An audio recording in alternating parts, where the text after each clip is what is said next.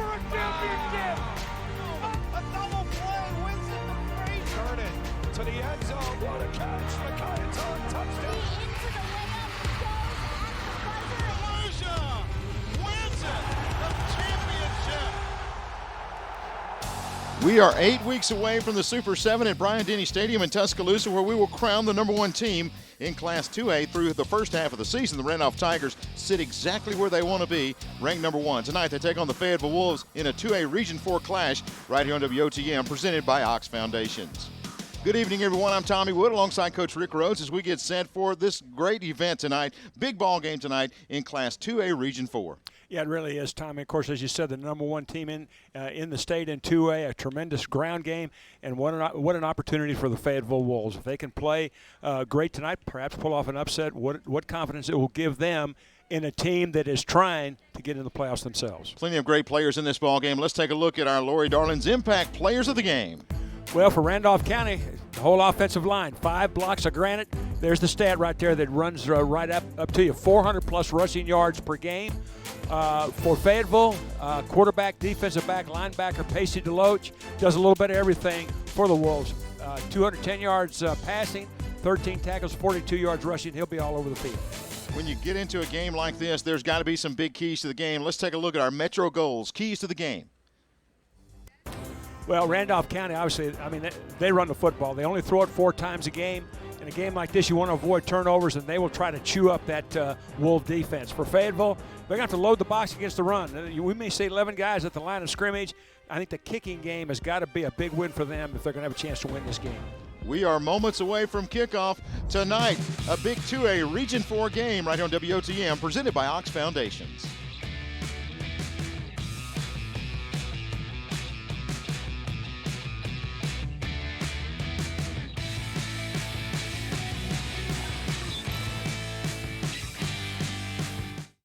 While you're at home with family for the next few weeks, don't put off scheduling home repairs. Call Ox Foundation for a free estimate. With more time at home, you tend to notice things you haven't in the past. Mold and moisture in your basement or crawl space, uneven driveways, stair-step cracks in your exterior brick, uneven floors and doors. If your home is showing weakness, it's time to get strong. How strong? Ox Strong. Stay strong, Alabama. WOTM, your new home for high school sports in Alabama. Tune in to WOTM every Thursday night at 7 for the AHSAA WOTM Game of the Week. WOTM, available to every cable TV provider in the state. If WOTM is not currently a part of your provider's channel lineup, call and request WOTM. Thursday, October 8th, the Madison Academy Mustangs travel to Gurley to take on the Madison County Tigers. WOTM, your exclusive TV home for the football Super 7, basketball, baseball, and softball championships.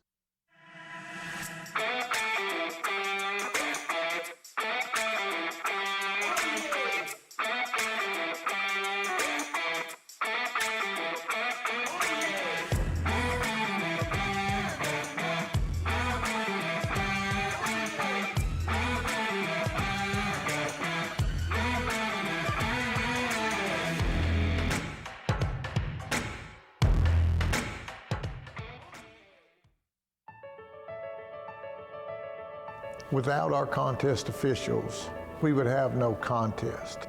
I truly encourage our parents to be a shining example of sportsmanship regarding our contest officials and setting example for everyone, as well as coaches and fans across this state, to treat our officials with respect.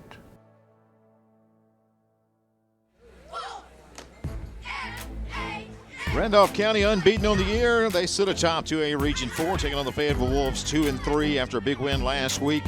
And again, a Region 4 battle tonight at Farm Links Field here in Fayetteville. Let's take a look there at Coach Pat Prestridge, 147-71.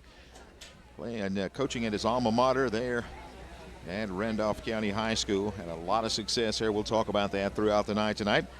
And on the other side, Coach John Limbaugh in his 8th season at Fayetteville. 37-51 over his career, and in the hunt this year, as we said in the opening, Tommy, for a playoff spot, and we'd sure like to pull that upset tonight. Trying to work their way in the playoffs. Again, it's salute to the military tonight, and you'll notice those uniforms tonight for Fayetteville.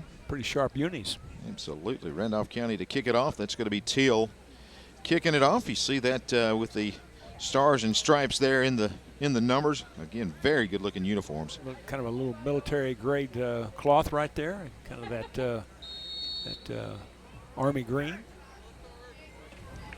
So Randolph County going to kick it off. And looks like that kick will go out of bounds. So Fayetteville stands to get pretty good field position as they open up the game. Pretty much a do-everything kind of player right there in Pacey DeLoach, 6'2", 175, a junior. We saw him last year, and Coach just impressed with the athleticism and the way that he plays on both sides of the football. Well, he is about as versatile as you get. I think he holds the national record for most stats in most columns. Absolutely. He was in everything, and we will see him all over the field. So he will line up at quarterback. Should be joined by Baker and Ritchie in the backfield. After the out-of-bounds kickoff, the Wolves so first down and 10 at the 35-yard line, as they will send two wideouts to either side. And first down and 10. DeLoach going to pass on first down. Step up, going to be swallowed back at the 30-yard line. That big defensive line, they do it on both sides. At that time, crashing in there is Joshua Holloway, as they just collapse the pocket.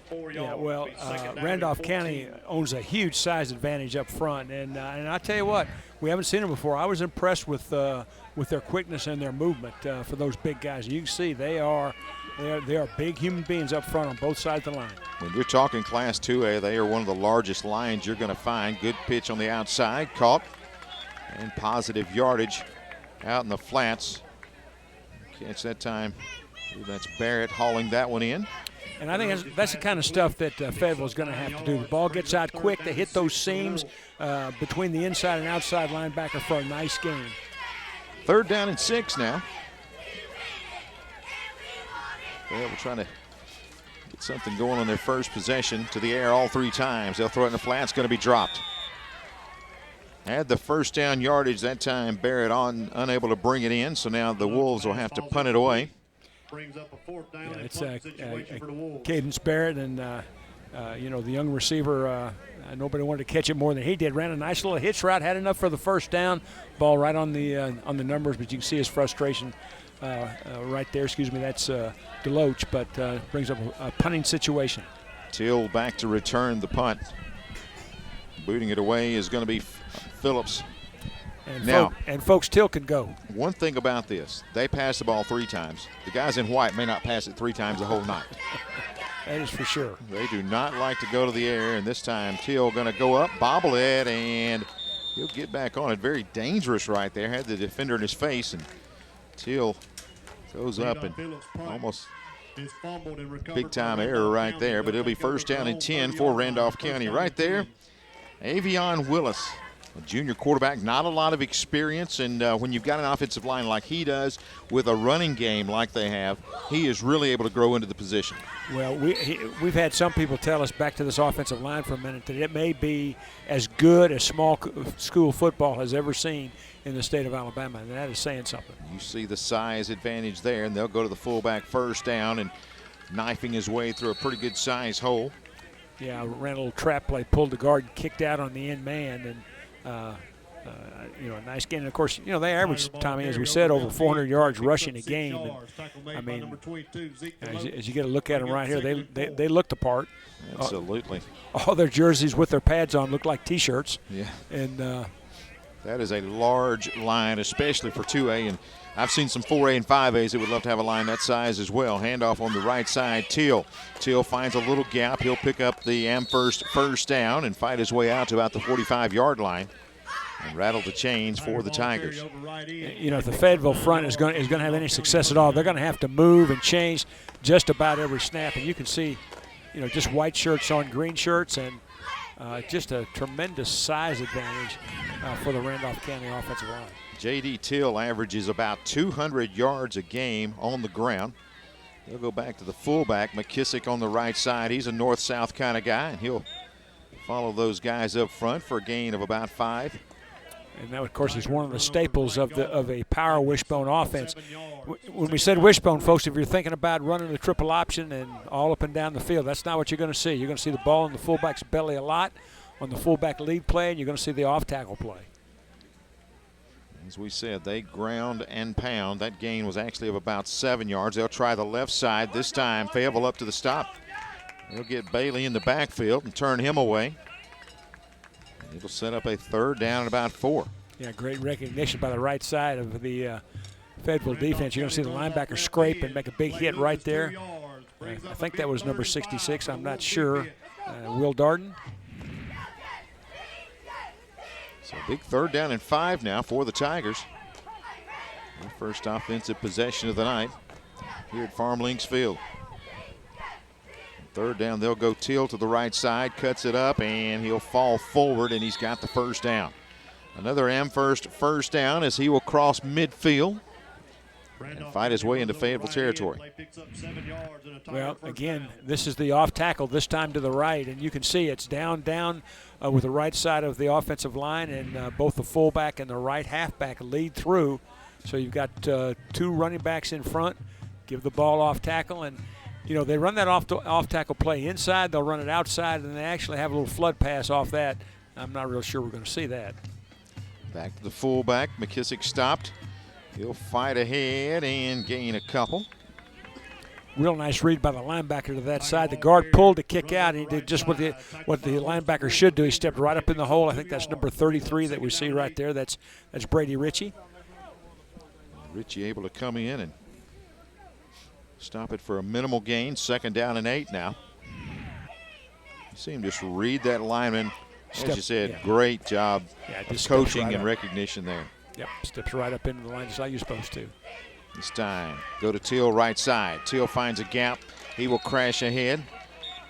And he will fight ahead inside the 35 to the 33-yard line. Again, another Amherst first down. And watch the size of this hole, Coach. You can see they pull a guard again, and you can see huge cavern to run through. And again, it's just down, kick out, or down, lead backs through. I mean, it's not very complicated. It's seal blocks and lead somebody through and around. Tigers 1st and 10. Power I set this time. They'll go to Teal, and he's just wading through traffic all the way inside the 25 to about the 24-yard line for another Amherst first down. You know, I was in Colorado one winter. It was snowing pretty hard, and they brought in a big snow plow to move all the snow off the highway. Kind of looked like that. I mean, just offensive line having their way here early. Well, I tell you what, of course the size advantage is obvious, but I tell you, they are very quick for their size too. You can see they come off the football. He'll go to Teal right side. He's going to bounce it to the 10-yard line. Teal to the 5 to the goal line. Dives for the end zone. Looks like he'll be stopped outside at about the half-yard line, but deep into the Sarah Automotive red zone. Well, that time that's the old off-tackle trap play. Again, you can see the lead blockers. They pull both the guard and the tackle, and hadn't been for the shoestring tackle right at the end. Nice open field tackle. Why would have been our first score of the night. 1st and goal to go. We'll go to Teal, and he will walk into the end zone, and Randolph County's on the board with 6:40 left in the first period. Pretty methodical drive there, Coach. Well, it's about as methodical as it gets, and it's just about what we were led to believe, that there's nothing fancy about this. You can see the off-tackle play again. Both backs lead, and no movement until he's by the defense until he's in the end zone, and a very impressive first drive for the #1 team in the state in Class 2A. Extra point coming up. Caldwell to kick it away. And he will boot it up, and looks like it's off to the right, and it's no good. So 6:40 left. Randolph County right down the field to take a 6-0 lead. Back with more in just a moment. WOTM is the television provider for all Alabama High School Athletic Association championship events and special programs. WOTM is your home for the Super 7 football, state finals basketball, baseball and softball state championships, the AHSAA weekly show, and WOTM also produced the first ever football playoff show, Super 7 preview show, and reclassification reveal show. Your exclusive home for all things AHSAA is WOTM. Contact your local cable provider to request WOTM to your channel lineup.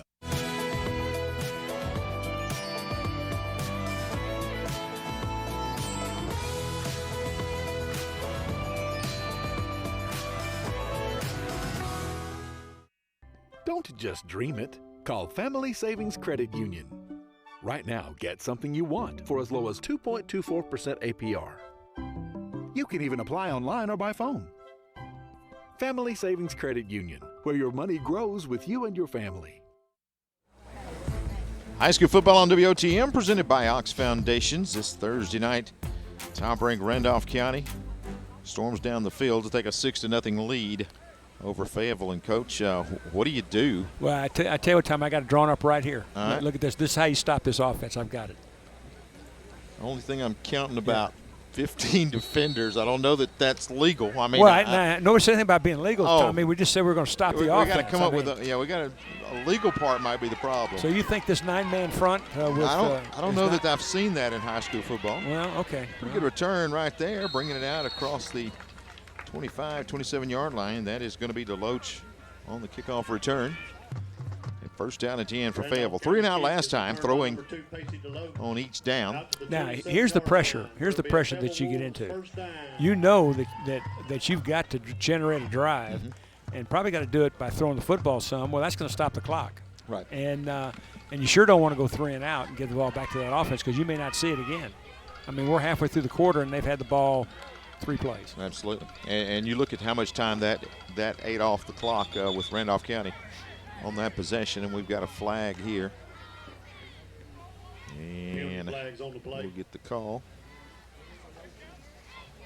Prior to the snap, false start on the offense. And, of course, the thing you absolutely cannot do in this kind of situation is get penalties like that now make it 1st and 15. The referee tonight, Chris Parton. The umpire, Oscar Cornstorm. Also, you got the linesman, Jace Conway, line judge, Randy Johns, the back judge tonight, Andy Bunn, clock operator, Trustin Temple, and the 25-second clock by Terry Ray. Good flip on the outside, catch is made, breaking a tackle, and tough after the catch. Coming out there with it's going to be Zeke DeLoach. That's his favorite receiver. Well, this is really a well-thrown ball. Again, it's another hitch route out to the outside, about a 12-yard turn-in. And look at the concentration here to make that catch. It turns upfield, and a nice throw and catch, and that's exactly what the Wolves are going to need to be successful. Gain of about 14 after the penalty, so it's 2nd down and a yard right here. DeLoach again to the air, looking, rolls to the near side. Throws it late, and diving effort. Did he haul it in? And they'll say incomplete. Trying to find Zeke DeLoach over here on the near sideline. DeLoach made a diving effort, but couldn't haul it in. Yeah, I really thought for a minute that Pacey DeLoach was going to keep that and run and try to pick up some yardage run-wise as we see a got a player down. Yeah, Fayetteville player down on the ground. Check on him. Again, this Thursday night as the second half of the season gets underway. Stadiums all around, and Randolph County just so strong in the running game. And you look at Pat Prestridge, been back at his alma mater for a while. He had a coaching stint at Oakman for a little while and got back. You look, as we said there, the #1 team, and this is not the first time that they have been #1. They actually achieved that in '92 and '93, 2004, and actually were #1 in 2018.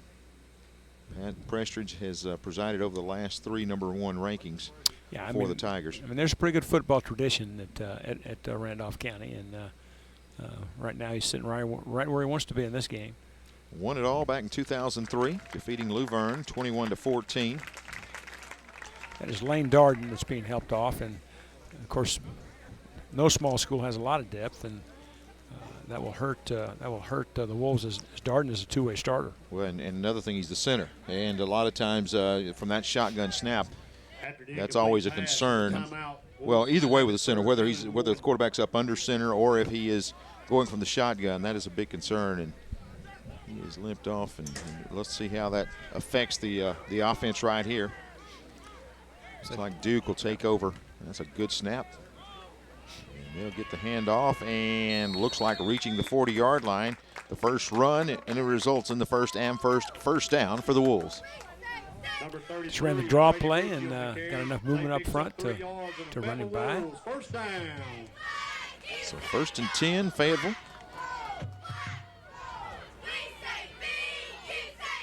Clock rolling, 5:24 left here in this first period. Deloach back to pass. Throws it out in the flats, too tall. Tried to find it on a little curl route there, and they could not connect. Incomplete, brings up 2nd and 10. Yeah, they've had pretty good luck with that all curl, all turn-in combination all night. The Randolph County defense is sinking for depth and leaving those seams between the sideline and the outside defender and the outside defender and the inside defender pretty well unattended, and they're going to get some yardage there as long as that coverage stays as it is. Good look right there of Deloach as he'll go to the air again.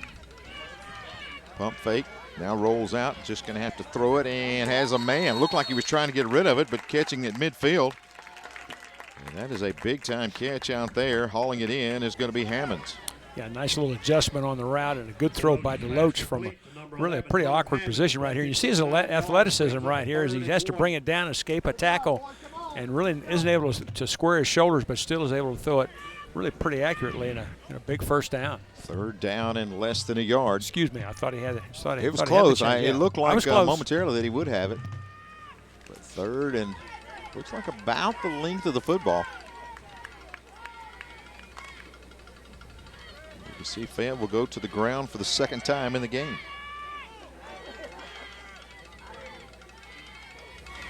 And instead into the neutral zone, and that's going to be the automatic Amherst first down for Fayetteville. Just long snap count. Encroachment on the defense. Tigers get into the neutral zone, and that's another first down. Well, this is just what the doctor ordered for Fayetteville. You know, they're getting a little momentum, got a nice drive going. They've really been able to protect Deloach reasonably well on this drive, and he's been able to throw some nice passes and some big catches. So a lot of positive stuff for the guys in the patriotic jerseys. We'll go back to the running game, finding a gap up the middle. That's a good, tough run right there. I believe that's going to be Ritchie on the carry. It is. And he'll pick up about 9, setting up 2nd and 1. Nice vision right here and a nice little stutter step. It just kind of slides it to the outside, finds a seam, and kicks it up in there for nice yardage. So Fayetteville putting a little drive together at the 36-yard line. This time, quarterback keeper all the way and getting to the outside, turning it up and fighting ahead for an Amherst first down is going to be Deloach.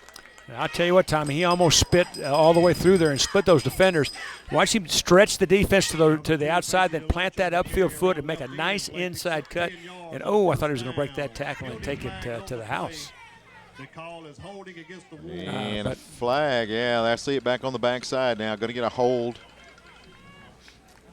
Tell you what, that flag way back over there near the sideline, right about where he planted that foot, Coach. And that's usually where you're going to find the yanking of the jersey, and the official gives us that call, and that will cost Fayetteville the first down. Yeah, and from a Fayetteville perspective, that's too bad. It cost them a first down. 2nd and 10, still very makeable.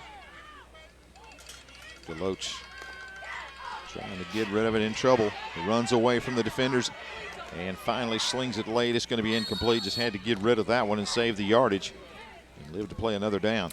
Yeah, there's going to be time to transition and go from choice 1 to choice 2 to choice 3. That protection is going to hold up, for right at 2 seconds tops, and that ball's got to be, when that back foot hits the ground, it needs to be going somewhere. Brings up 3rd and 10 for the Wolves. You wonder if the Wolves have a screen package or slide a little back out of the backfield, something to try to control that rush a little bit. So 3rd and 10, 3:17 left here in the first period. Deloach with pressure, steps up, goes down. Got him back there at midfield. Finding his way in there is going to be Holloway as he's able to bring him down into backfield, and it's 4th and long. Yeah, he's been one of their top defenders all year. He really plays all over the field, and this is going to be a nice rush. You watch him come in from his left end position, a little bit stymied into the line of scrimmage. So watch this movement right there. Nice tackle right around the calf. Little body roll at the end, and takes him right to the ground.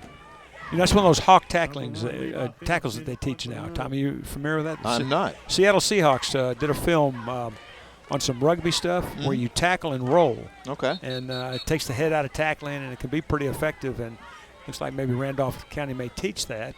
Timeout on the field. They'll call the timeout. 6-0. Tigers on top. Football on WOTM, presented by Ox Foundation.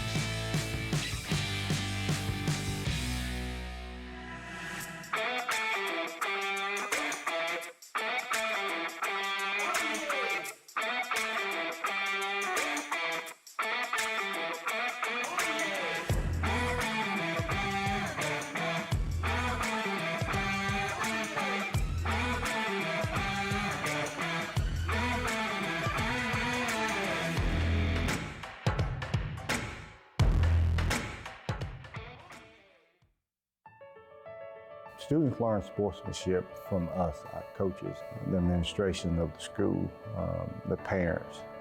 That's how we learn sportsmanship.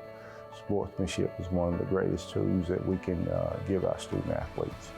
It's respecting the game you're playing. It's respecting your opponent, respecting the field of play. That's what good sportsmanship is, and enjoying the game while you're playing.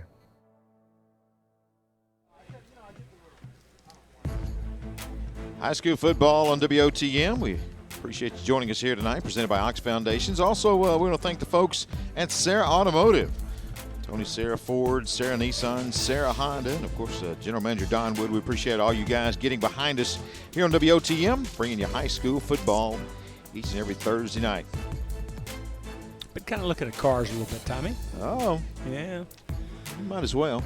No, not according to the other half of my family. Well, there you go. We appreciate Sarah Automotive being a part of the betcha. broadcast team tonight. 3 good dealers and 3 nice vehicles, too. So John Limbaugh there trying to put a good drive together. Then the penalty pretty much cost him with that holding. And after the sack, it's 4th and 14. Now time to punt the football away. So Levi Phillips is back in punt formation. And we'll see if Mr. Till, J.D. Till, number 1 for the Tigers, will maybe exercise a little better judgment this time.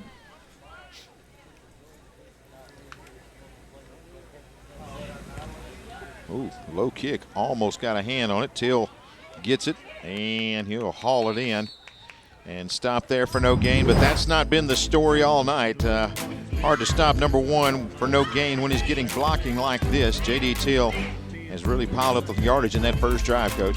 He's a pretty interesting story. I think this is his first time playing high school football. Last time he played was in the 8th grade, and you can see he's got some wheels now. He can move. Also an excellent baseball player. Yeah, you told me he could spin it a little bit. Good pitcher, as he grew up not far from me, played a few games against our teams, and when he came in to pitch, we pretty much started bagging the equipment up. So we'll pitch it back to him. He comes to the near side, and we'll cut it up. Good positive gain there on first down for J.D. Till. First attempt really outside, Coach. They pretty much stayed between the tackles on that first drive. Yeah, folks, you just saw their first pass. That's pretty much it. And that's about what it'll be right here. You know, it's just toss, get all the action going one way, toss it the other way. The left side of the offensive line tries to reach block to the outside. You see if there's a seam that you can split. But didn't look like much there, but when you go back and watch that replay, he's 1 block away from taking that to the house. Yep. If they're able to make that 1 seal block, he's 88 and out the gate. This time they'll go and sweep it to the other side. Turning it up and crashing ahead on that one's going to be Bailey, and that's good for an Amherst first down. As they continue to churn out the yardage on the ground. Yeah, you know, Bailey is kind of the antithesis of Till. He, a tough, gritty, contact kind of player. You'll see him lead blocking more than you'll see him carrying the ball, but nice job that time. Nothing fancy out of this team. I mean, it's just basic, good old-fashioned football right here. Smash mouth action. I think you saw the wide open play right there, the toss. Mm-hmm. And why would you go away from it? And that's the thing about it is you look and timeout. You sit there and look at it and go, well, if I had that line, I'd be doing the same thing. Coach Pat Prestridge got a timeout right here, leading by 6. Back in just a moment. Hot under the collar because your basement is full of water? Call a local company you can trust. Ox Foundation Solutions. We use the most advanced water management system to stop water from invading your basement for good. Things feeling a little uneven at home? Ox Foundation Solutions will fix your uneven concrete sidewalk, driveway, or basement in no time. Ox Foundation Solutions has the best plan to keep your home safe. If you are experiencing any issues with your sidewalks, basement, crawl space, or foundation, get a free estimate from Ox Foundations. Kick off to saving at Tony Seranisa of Sila Cattle. Score big with up to $4,000 off MSRP on new 2020 Rogue Sports. That's $4,000 off MSRP on new 2020 Rogue Sports. And payments as low as $375 a month. $375 a month on new 2020 Rogue Sports. Plus, take advantage of 0% APR financing for up to 72 months. The right people, a better customer experience. Sarah Nissan of Sylacauga. Special thanks to the folks at Ox Foundation Solutions. We appreciate them being a part of it. Kevin Weber and the gang there being on board with us since day one as we bring you high school football on WOTM. But special thanks tonight to the folks at Ox Foundation Solutions. I may need to give them a call, Tommy. I got a little cracking in my driveway. Well, I mean, I'm seeing you needing to write some numbers down tonight. As you can see, I'm getting into my personal life tonight this. too. Week 6 is when you start opening up, going, okay, I've heard it all year. I need to do it. Yep. I've been holding it all year, by gosh, and. A minute 11 left. I really hope my sweet dear wife was in the kitchen getting a cup of coffee when I talked about that car. I was wondering if that, that was a bad move. You said half the family was in favor. Yeah, that was a bad. You knew what I was saying. I believe me, I know what you're saying. Yeah, maybe she'll want to get those cracks fixed. So maybe we'll do that. Power eye set, 2 tight ends. They'll sweep it to Till, trying to get outside, gets a block, cuts it up. Till out to midfield. That's really a nice run by Till, and good blocking too. You notice, what good backs do is when they run lateral, they're going to stretch that defense. See those green shirts where their shoulders turn? He's going to see that too, and what he's going to do is plant, get upfield, and attack that weak side shoulder. Impossible to make a tackle. He'll gain 12 and pick up another Amherst first down. Randolph County on the move again, leading by 6. Back to the wishbone. They'll go to the fullback, McKissick. That time looked like he got chopped down one of his own linemen there. Well, I tell you what, and it's so hard to see these numbers, but I think it's right there. I think number 56 right there for Fayetteville. Blake Ritchie does a nice job. Watch him on the left side of your screen. He's going to penetrate and slant inside. You fight underneath that block, of the big guy on him. I didn't see his number, and really, that's a great defensive play. Well, he's got the legs, and the reason we couldn't see it, you could not see him for the size of that lineman. He just buried him, but again, Ritchie tough to hold on. Here comes Till coming around the right side. He'll pick up Amherst first down and more into open field and take it inside the 30 to about the 28-yard line, and Till continues to pile up the yardage as he will pick up another Amherst first down in the closing moments of the first. That's another nice run by Till, and I tell you, Fayetteville has taken to submarining their interior linemen. In other words, they're really diving down low, and that creates some problems for them. We'll talk about it. 6-0 after the first, as Randolph County on top and driving for more. Second period action coming up right here on WOTM, presented by Ox Foundation. WOTM, your new home for high school sports in Alabama. Tune in to WOTM every Thursday night at 7 for the AHSAA WOTM Game of the Week. WOTM available to every cable TV provider in the state. If WOTM is not currently a part of your provider's channel lineup, call and request WOTM. Thursday, October 8th, the Madison Academy Mustangs travel to Gurley to take on the Madison County Tigers. WOTM, your exclusive TV home for the football Super 7, basketball, baseball, and softball championships. HMR of Alabama provides services for Alabama's state veterans' homes, and is proud to serve the Colonel Robert Howard State Veterans Home in Pell City. With competitive pay and benefits, your career serving those who served our country can begin today. If you like to help people and enjoy new challenges, contact HMR of Alabama by logging on to hmrveteranservices.com and choose the Careers tab to find out how you can join the HMR team. Randolph County up by a touchdown, driving for more. And, Coach, you look at that first period, you're looking at a team, really a contrast. Fayetteville likes to go to the air. Randolph County is going to stick to the ground. And right now, just more success really on the ground than in the air. And really, I mean, for Fayetteville, I mean, that first quarter, I think, is a moral victory at 6-0. And I tell you, they're outmanned, but they played extremely hard and really, really hung in there pretty good. Yeah, you see them fighting in there and the determination. And it's really, you go back to that play a few moments ago where Blake Ritchie has about 300 pounds on his back, and he will not let go of that running back, able to bring down McKissick and for a minimal gain. Just showing the determination of Fayetteville at a real size disadvantage. They'll pitch it to the outside, trying to cut it up, looking for a gap.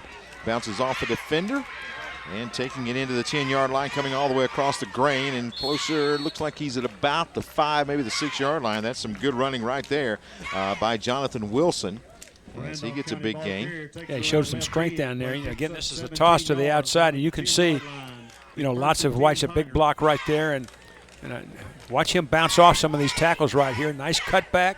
Back to the inside. Looks like he's down at the 10, maybe the 9-yard line, but he's definitely in the Sarah Automotive red zone. They'll hand it off, and that's going to be to Bailey. He'll try to get to the pylon in the corner. Looks like he is stopped shy of the goal line. It'll be second down and goal from inside the 2. Yeah, that's that off-tackle play again. And, there's just so much size and strength up front. You can see everything's caved to the inside. Nice job on the double team. Corner to that side sacrifices his body to make the play and keeps him out of the end zone. They'll go back to Bailey, same play, and this time he walks into the end zone, and Randolph County on the board again. They'll take a 12-0 lead with 11:06 left here in this first half. That's the off-tackle play again to the other side, and you can see there's just not any green shirts there. They're all either doubled out or caved down inside, and it's about as easy a score as you'll get. Tigers look to go for the 2-point conversion here. Bet they run off tackle. They'll go with a power eye set. Till the deep back. They'll sweep it to him. And he will cut it up and walk in for the 2-point conversion. 14-0. The Tigers are on top with 11:06 left in this first half. And, Coach, it's just more of the same. That offensive line just really paving the way for these backs. Run the toss right there. And you can see that Randolph County does an excellent job of getting jerseys on jerseys. You don't see any unblocked players. And that's very difficult to do, especially when Fayetteville has 11 guys within 6 yards of the ball. Tommy, I've got a little undercover report here for you. All right. I think Fayetteville's going to get 2 players back here at the second quarter. Number 18, Jacob Weiss, and 38, Camden Keaton. Okay. Didn't see him in the first period. We should see him coming out here as they are important members of this Wolves squad. Tell you what, Matt Finley, the offensive line coach for Randolph County, of course, he jokingly takes all the credit for the rushing yards, but your offensive line coach, you're pretty fortunate to have a line that size that can move as well as they do, but he does a great job. Yeah, and I mean, they're very well coached. I mean, you don't see many missed blocks on the line of scrimmage. And I mentioned that submarine technique that Fayetteville tried to do a little bit. If you're a good offensive lineman, what happens when that guy goes down, you may lose one blocker, but the guy that's supposed to combination off him up to the next level just goes to the next level. Mm-hmm. And so you end up getting your linebackers picked off, and that's not a very effective technique. I think that Fayetteville would have much more success if they try to slant and move that line. But, I mean, it's an uphill fight for them. I mean, there's no doubt about it. They give up so much in size and weight against this number 1 ranked Randolph County team. They just have to kind of pick and choose. J.D. Till kicks it off. Return to the 20-yard line. Good, tough running. And out across the 30, out across the 35-yard line. I believe that was going to be DeLoach again. Good return. From Cason Bryant takes it over to 35. Out Pretty good field position for the Wolves as they start this drive. And, of course, you know, it goes without saying, but we'll say it anyway. I mean, they need to score.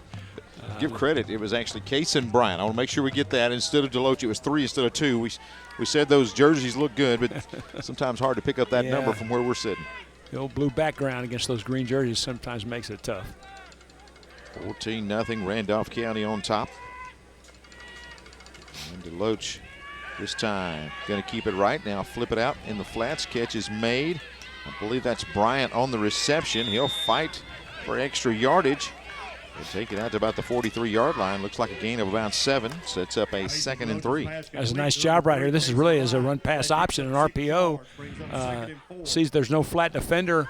When the dive is taken by the end, he just dumps it out there in the flat, ran a little out route with the inside receiver, and picks up nice yardage. Good play to open up the drive there. That's a good look. 2nd down here. Get a good look there at Cason Bryant, the receiver. They'll flip the screen out here. Catch is going to be made. Trying to get to the outside. Chopped and hit once, twice, but looks like he got back at the 30. It looks like about the 43. Yeah, I really thought it had a chance to, you know, maybe pick up more than that, but just not able to convert the block there on the outside. So Barrett makes the catch right there. So big 3rd down right here after getting only a yard on that swing pass.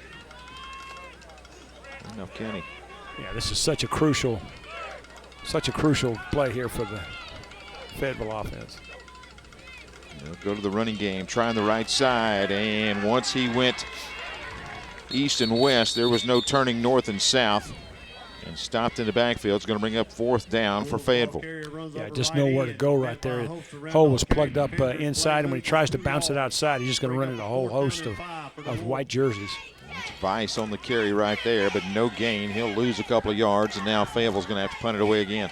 Yeah, really nice job that time by, I think it was Holloway that, you know, he's got that gap to his outside, and you can see he plays his gap, comes off the block, and hangs on for dear life as a lot more of his buddies come and help him out. 4th down at about 5. And they'll keep it on the go for it here on 4th down. In trouble in the backfield. Nothing doing. The Tigers defense up to make the stop. Tried to fake it to Bryant. When he bounces it outside, there's just nowhere to go. Yeah, ran the fake punt. Ball was supposed to hit between the center and the right guard in the A gap. It was very well defended. We bounced outside. As Tommy said, there were lots of white shirts. So 1st down and 10 at the 40-yard line, Randolph County. But we've got a timeout called before we can get that plan away. Fayetteville going to take a TO and try to get some things together. They're down by 14, and Randolph County with good field position to open up this drive.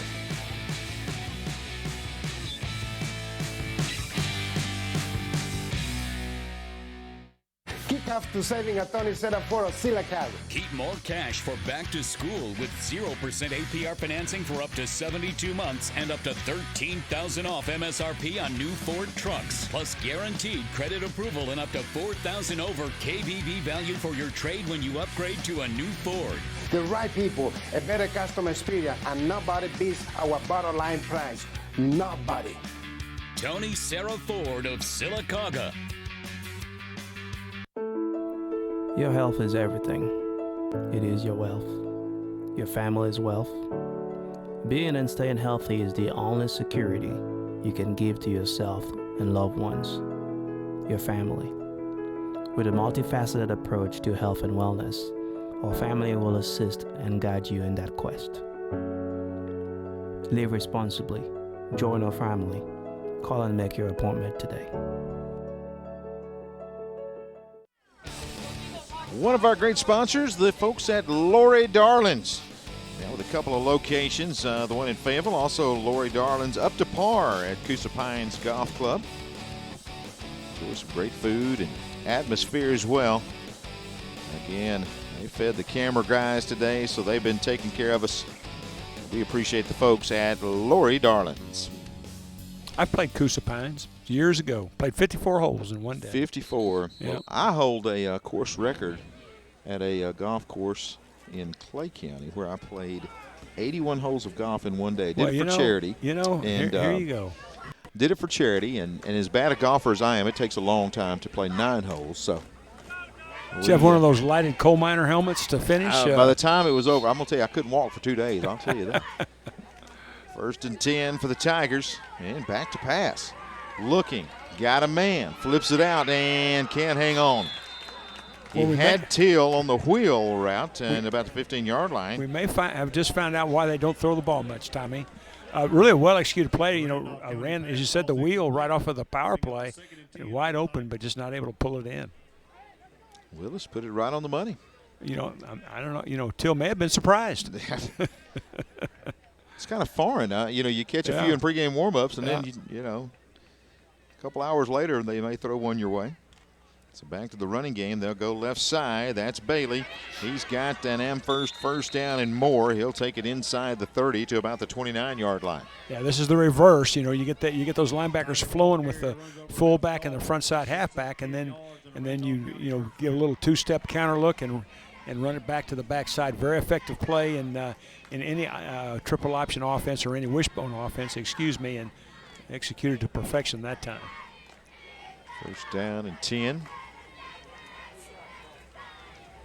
To McKissick, right side, bounces it off, runs through a couple of tackles, and pick up some positive yardage. Gain of about 5, we'll say. One thing you notice, Coach, when you look at it, the splits on these offensive linemen, they know that they are one big unit coming out. It's like you said, the snowplow. I mean, they're just coming off in unison and just paving the way for these running backs.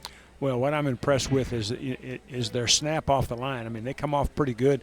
Nice flat backs. I mean, this is a very good offensive line and very well schooled.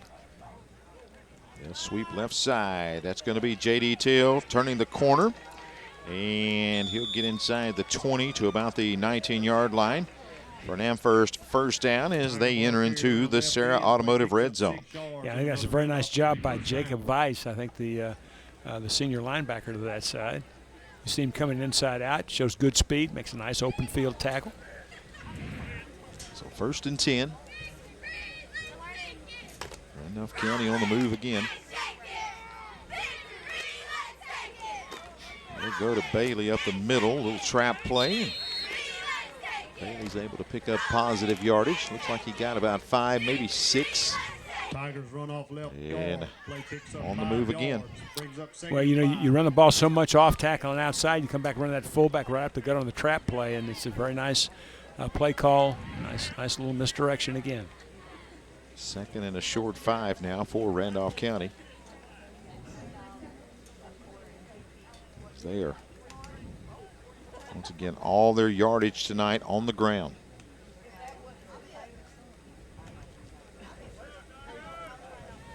Second and 5. They'll go Till to the outside. He runs through one block, cuts it back inside, and he's into the end zone. J.D. Till with another touchdown. His 2nd tonight. And a 14-0 lead turns into a 20-zip Randolph County lead. Well, just consistently running the off-tackle play, get into the outside. You can see, again, no green shirts to the outside, free. There's the free safety. Nice cut back to the inside, and that's all she wrote. Extra point coming up here.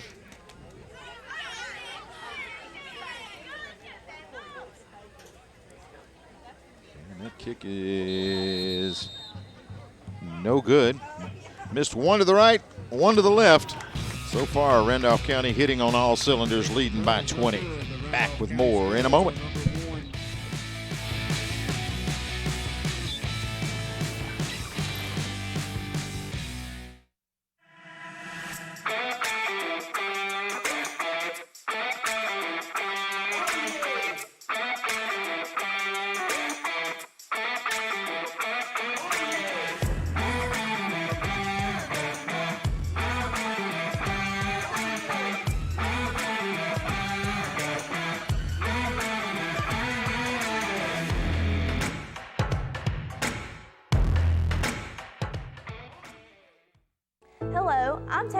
With the City of Oxford, with a word about one of our city's most precious resources, water. Clean water enriches our lives in so many ways, but we cannot afford to take it for granted. Remember, every time you pour something unnatural down the drain or in the environment, and every time you litter, our beautiful lakes and creeks suffer. Our city is beautiful. Let's all join together to keep it that way. Stop pollution where it starts, and help protect our waters for life. J.D. Till to kick it off for the Tigers. Well, he's been impressive. Kind of a do-it-all type player. This one's going to bounce around and going to be recovered. First down and 10 for Fayetteville. Again, you look at Randolph County just eating so much time off the clock, Coach. And they just ball control. And one thing, I don't want to jinx us here, but when you have a team that runs that much and you expect a holding penalty or some penalty along the line, they are very well disciplined. Yeah, no, I mean, they haven't had, I don't think they've had any. I mean, just jumping off sides in the neutral zone, but offensively, no. Yeah, no, I mean, offensively, you know, it's a machine, and it looks like that they go on, you know, they don't vary the snap count much. They just get down and they just go. Roach tries to throw it in the flats. It's going to be knocked down. That's Bailey getting a hand on it. So 2nd and 10. They've been impressive on both sides of the football. If you can't get there, get your hands up. Bailey does and slaps it down. And there's an art to that, and that's a big part of pass defense in modern football. Senior Hagan Bailey stops the clock with 7:44. DeLoach down the middle, almost picked off. Dangerous pass, and Jake Smith had a beat on it and couldn't bring it in. And got a player down back in the backfield. I believe that is DeLoach. He took a pretty good pop right here as soon as he released the ball. Yeah, he gets a shot right in the left rib cage, and he's hurting pretty good. Yeah, he's feeling it right now as he comes to the side. Just right in the ribs. 3rd down and 10. He'll tough it out and try to stay in there. Shoot, he just came over to get a play. That's all he wanted. Tough young man right there. And that's the thing about it, you know, when you get into these 2A and you know, 1A, 2A, 3A, a lot of these guys playing both sides and have no choice to be tough. And they're going to call a timeout and try to get him some air. And Wooden comes back. He's facing 3rd and 10 as we continue right after this. Hot under the collar because your basement is full of water? Call a local company you can trust. Ox Foundation Solutions. We use the most advanced water management system to stop water from invading your basement for good. Things feeling a little uneven at home? Ox Foundation Solutions will fix your uneven concrete sidewalk, driveway, or basement in no time. Ox Foundation Solutions has the best plan to keep your home safe. If you are experiencing any issues with your sidewalks, basement, crawl space, or foundation, get a free estimate from Ox Foundations. Kickoff to saving a Tony Serenisa of Silicago. Score big with up to $4,000 off MSRP on new 2020 Rogue Sports. That's $4,000 off MSRP on new 2020 Rogue Sports. And payments as low as $375 a month. $375 a month on new 2020 Rogue Sports. Plus, take advantage of 0% APR financing for up to 72 months. The right people, a better customer experience. Sarah Nissan of Sylacauga. High school football continues tomorrow night on My 68, a top 4 matchup in Class 7A Region 3. About 2nd ranked and unbeaten Hoover going on the road to face 5-1 Hewitt-Trussville. Chris Stewart, Tyler Watts going to have all the action on My 68. Also, you can catch that replay Saturday morning at 9 o'clock in Friday Night Rivals presented by Drummond Company. Should be a dandy of a matchup tomorrow night as Hewitt takes on Hoover. Yeah, that game will have a lot of repercussions too. And some pretty good talent on the field too. Absolutely. Absolutely. 20-0 our score here. There's DeLoach back in the huddle trying to get his troops going. Facing a big 3rd down and 10. Already trailing 20-0. You know they'd love to keep the football away, but again, as we talked about early, the thing about it is when you have this passing attack, if you can't get first downs and piece them together, you get the ball back, and it's just tough. He takes the snap, throws it, and it's going to be incomplete. Little miscommunication. I don't know exactly what happened there. Nobody moved. You know, I don't know whether that was miscommunication or that was one of those trick-em plays. You know, I'm wondering. where you try to get the defense to stop thinking it's a busted play, and I tell you, he's still hurting now. He is in some pain. Yeah, you can see that. As he took the snap, just kind of looked around like, what am I doing? And the defense did react. And, you kind of hope maybe the defense freezes for a half second. Pulling out all the stops. But punting time again. Teal back deep to return it. He'll field it on a hop. Teal getting in the open field. Midfield finds a block. And flag comes in as Teal will take it into the 40-yard line. As he's brought down there. Teal bringing it into Fayetteville territory. Teal is not shy at all about picking up that ball in traffic. And be interesting to hear the logic behind that. We'll get a call right here from referee Chris Parton. Blocking the back. Blocking the back against Randolph County. Coach Pat Prestridge not excited about that call. Pretty excitable guy, I've noticed. You can tell. You can read a lot about him, can't you? You know, I don't think he said a word since we've had the camera on him at any point, but obviously knows what he's doing. Been coaching a long time, and just a even keel pretty much on the sideline, like you said, just goes about his business and turns out winners. But what a great unit we've seen tonight. Going to throw the ball. Willis out in the flats. Catch is going to be made. And fighting ahead for about 9 yards. Jake Smith on the reception. And Willis with his first completion of the night. A little straight drop back, a little hitch. Really, it's just kind of a one-man route. Everybody else protected and very well executed. So after the catch, it's second and short. They'll go left side. Bailey's got it. The Amherst first down as he will get inside Wolf territory at about the 49-yard line. Be interesting to see how this offense develops over the year. You know, they're the #1 ranked team in the state. You've got to think that they've got their sights set on a state championship. It's very difficult, in my experience, for one-dimensional teams to win state championships. You have to have some balance to what you do, because somewhere along the line you're going to meet somebody, you know, that is every bit as good as you are, and you have to have that versatility. So it wouldn't be a bit surprised to see them expand on that passing game as the year goes on. They'll go left side right here, and good positive yardage to about the 44. We'll call it a gain of 5 yards. Yeah, came back and ran the counter again. If you remember the old Washington Redskins counter tray from years and years ago, that's their version of that. A lot of action back to the right, the counter back to the left, pulled the guard and the tackle from the right side back to the left, kicked through, kicked out, led through, and very nice game. About 5.5 yards, so second and a little bit shy of 5 to go. Teal back in the ball game. Wilson had that last carry. They'll go back to Teal, and he's going to bust it out in the open. Cuts back, and Teal taking it deep into Fayetteville territory. Finally hauled in, but he's into the Sarah Automotive red zone. Another big run by J.D. Teal. Well, again, this is the off-tackle play that we've seen so much of tonight.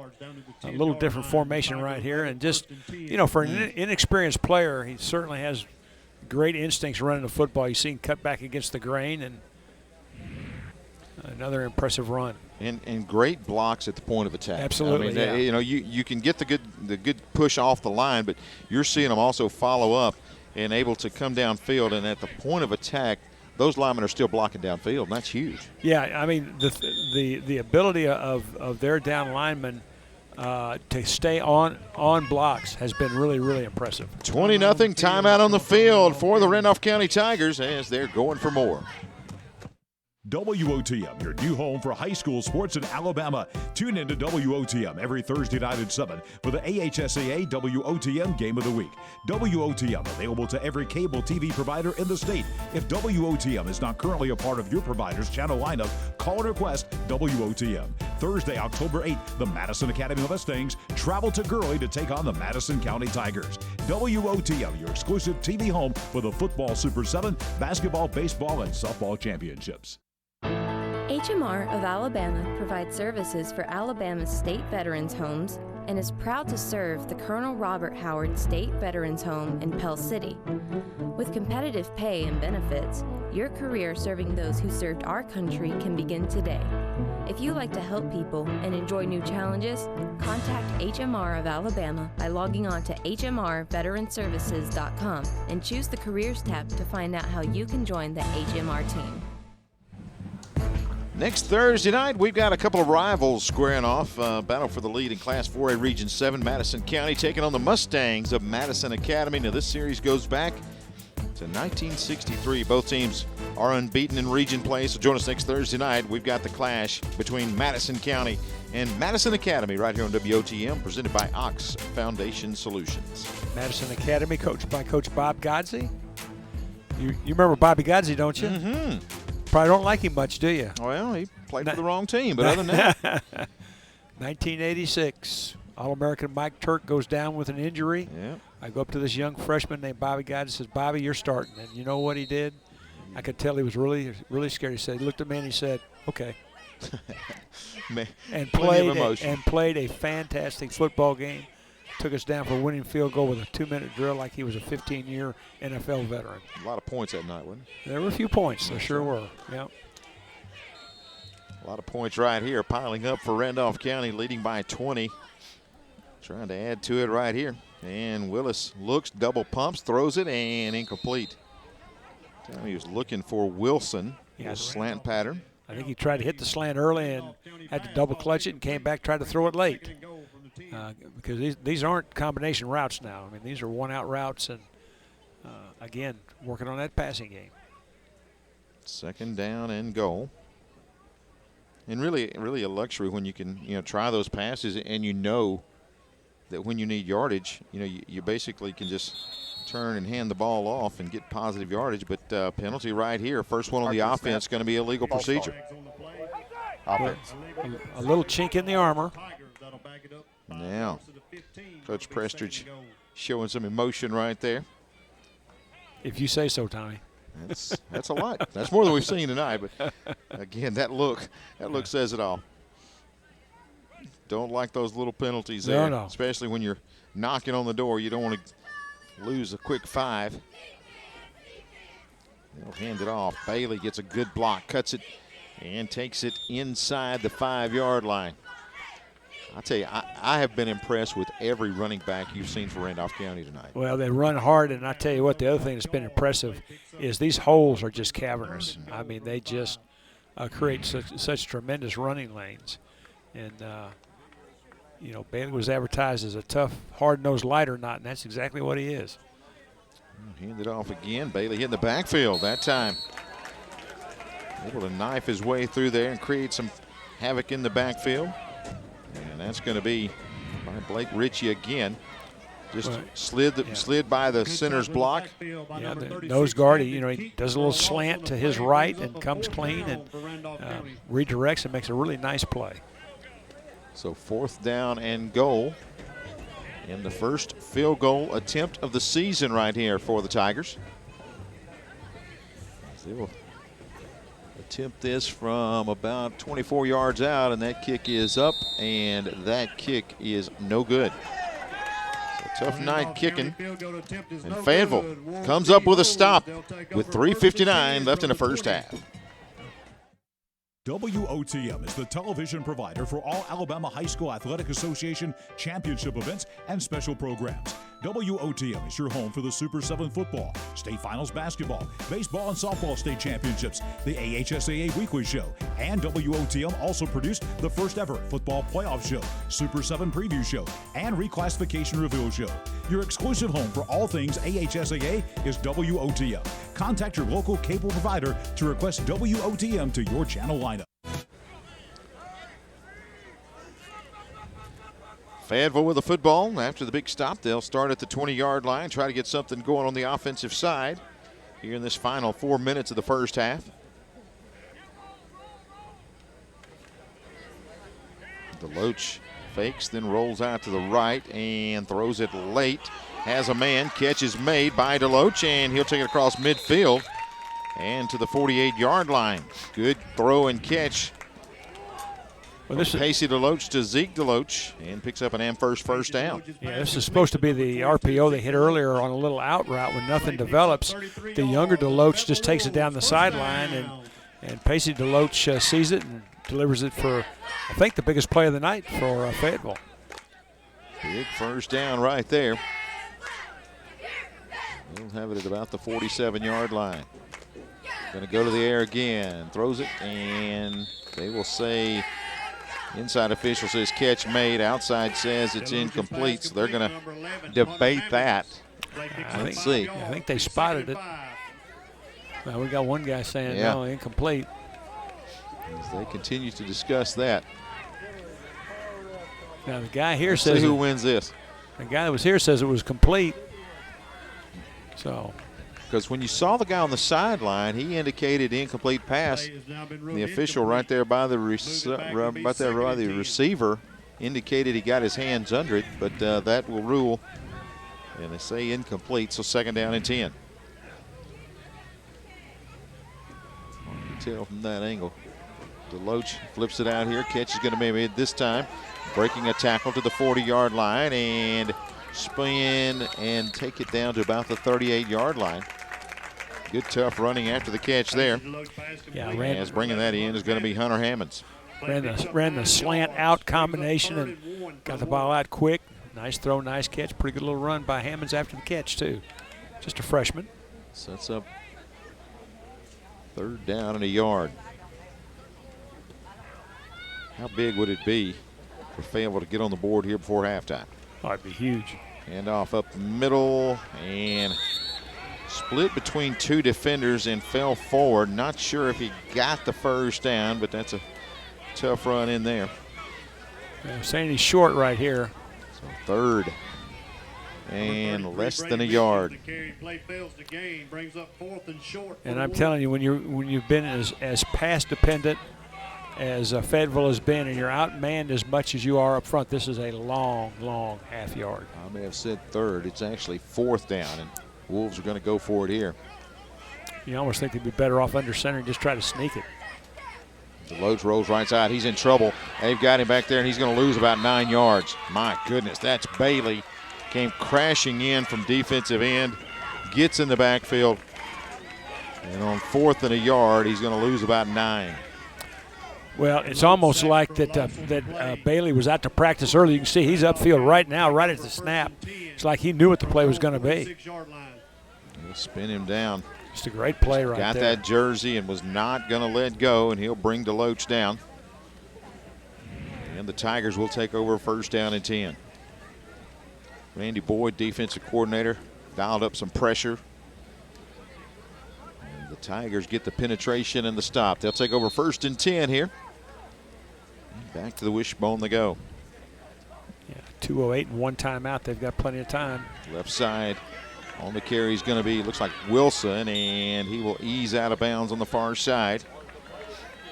For an Amherst first down, and the Tigers are on the move. Randolph, ball carrier, runs around Yeah, left end. this is the counter again. You can see the double pull. You know, the only thing at the end of the play, I maybe trying to run 2 minutes ago, but I really don't know why he ran out of bounds. Wilson did at the end of the play. Looks like he could have got a few more yards, but nevertheless, a good run for first down yardage. They'll pitch it back this time. Going to be J.D. Till. He cuts it up. Defense comes up big. That's Richie in on the stop for the Wolves. Tiger ball carry off right guard. Clock rolling. Boy, they just keep coming at you, don't they? What an arsenal. It's just impressive. Sideline warning. Green. Sideline warning that time. The penalty is a sideline warning against the Wolves. And it's against Fayetteville. So second down, and we'll call it about 6 or 7 to go. They'll sweep it left side. J.D. Till. Goodness, what blocking out there, as he will take it for an easy first down. That is a big Amherst first down and a Sarah Automotive red zone by the Tigers, and I believe that was Wilson. Watch this block by the fullback. Jonathan Wilson comes around. He'll take this guy and then just start clearing it out, Coach. Yeah, again, excellent contact by the guys in white shirts. Once they get on blocks, they don't lose them. So they reward him by handing the football. He'll go left side and pick up a good gain.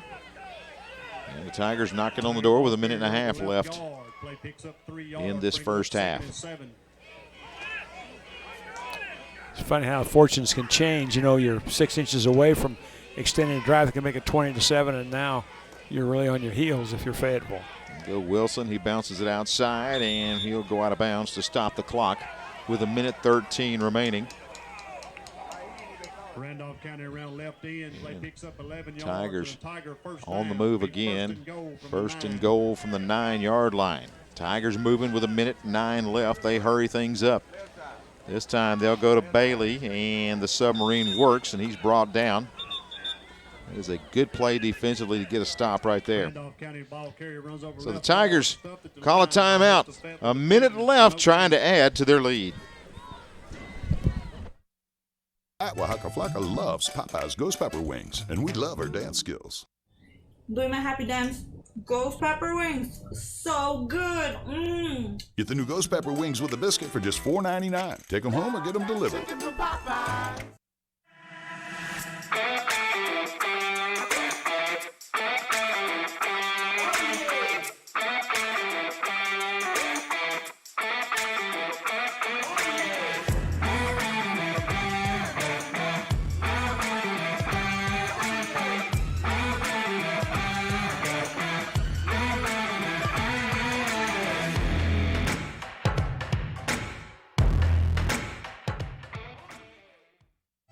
Cap seriously loves Papa's hot honey chicken, and he's not lying. Try. Like, it's a different type of sweet and spicy. This is actually fire. I'm not even lying. Get our new hot honey chicken with a side and a biscuit for only $5. WOTM want to welcome our Game of the Week folks watching on TV 24 WEAC. Again, on Sparklight and Xfinity, the folks TV 24 checking out tonight's action. We appreciate you being a part of the WOTM family, and proud to bring you high school football each and every Thursday night. Appreciate you watching on TV 24. Randolph County leading by 20. Now, 1 minute left. Do you notice the slight difference between the quarterback's helmet and his center's helmet? Yes. How about that? That is a linesman's helmet. Yep. And then quarterback looks like he's just walked on out and started practice. And they'll go to Teal. He's hitting the backfield. Good play defensively. And crashing his way in there is going to be Camden Keaton. He gets in the backfield, chops him down. The clock roll now with 46 seconds left. Watch him just kind of fight his way in there, slip that first tackle, and get a hand on it. Yep. Nice job getting underneath that block, and pretty courageous play by that young man. Third down and goal. This time, Willis in trouble. Catch from behind. They knock it out. It's going to be recovered by Fayetteville. So the Tigers are stopped again, and the Wolves come up with a play, and that's Keaton. Didn't get in the game till the second period, but he's making some noise in the closing moments here the first half with another big stop. He just got in there and knocked it out from behind. And the Wolves come up with a stop. Well, maybe a little extra motivation for that young man. I think we had a couple players that had to sit out a quarter, but looks like they're making up for it. Good for them. It's an impressive stop now. Absolutely. I tell you, you're playing the #1 team in the state, and it's 20-0 at halftime. I mean, that's well, and it's two stops here in the second period. You betcha. This time and fumbling it back, and I spoke believe too soon. The Tigers have jumped on it this time. Yeah, the recovery that time by Noah Turner. Loose ball in the backfield. Looked like they were trying some type of trick play here. Yep. And the trick did not work, and the Tigers recover. Now they've got a chance with 18 seconds to get on the board. Well, you wonder if they'll put it in the air. And conventional wisdom says that if you run the ball right here, you're going to be lucky to get off a second play. No timeouts left according to the scoreboard. So they may have to stick to the passing game, and Willis is back to pass. Got some pressure from behind, throws it in the end zone, and knocked away. That is a good play defensively Coming up for Fayetteville is going to be Holmes as he's able to knock the football away and stops the clock with 12 seconds. Yeah, watch him come up now. Watch him come up and strip those hands off the ball and knock that thing loose at the end. Really a nice job by that young man. Wilson had both hands on it. And Holmes just able to really just rip it at the last possible second. So now 2nd down and 10 at the 14-yard line. I think almost assuredly they'll go to the air again, but who knows? There goes Bailey in motion. They'll sweep it to Teal. And he's going to be forced out of bounds. And that's a big loss on the play. Pretty smart play by Till. I think he saw he wasn't going to be able to get around that corner, so he just ran for the sideline to try to save the clock. Yeah, nice. Right here he realizes it. He's got to get out of bounds. It's a nice job again. I think it's by Keaton. Outruns that block to the edge, and he's really had a presence here. He really has. In this second quarter. Tigers have been deep in Fayetteville territory 3 times in this first half. Fayetteville, or 3 times on the last few drives. Fayetteville has come up with a stop. Willis back to pass, going to flip it out toward Bailey, or toward Till. It's incomplete. Yeah, came back and ran that wheel route again, the same one that they dropped earlier. And it's 0.8 seconds on the scoreboard, so they're going to get an opportunity for one more play here. So 4th down and goal, obviously with 0.8, it's going to be the final play of the first half. Let's see if Tigers can dial up something. If I was Coach Limbaugh, I might be a little upset if I had 0.8 left on the clock in my home stadium. Yeah, in my home stadium. If you're at home, that's tough. So the Tigers will hand it off. That's going to be to Till, and he's chopped down, and that Fayetteville defense will deny. And another big stop for the Wolves. We head to the locker room, 20-0. Tigers up on the Fayetteville Wolves. Back with a halftime report in just a moment from Farm Links Field.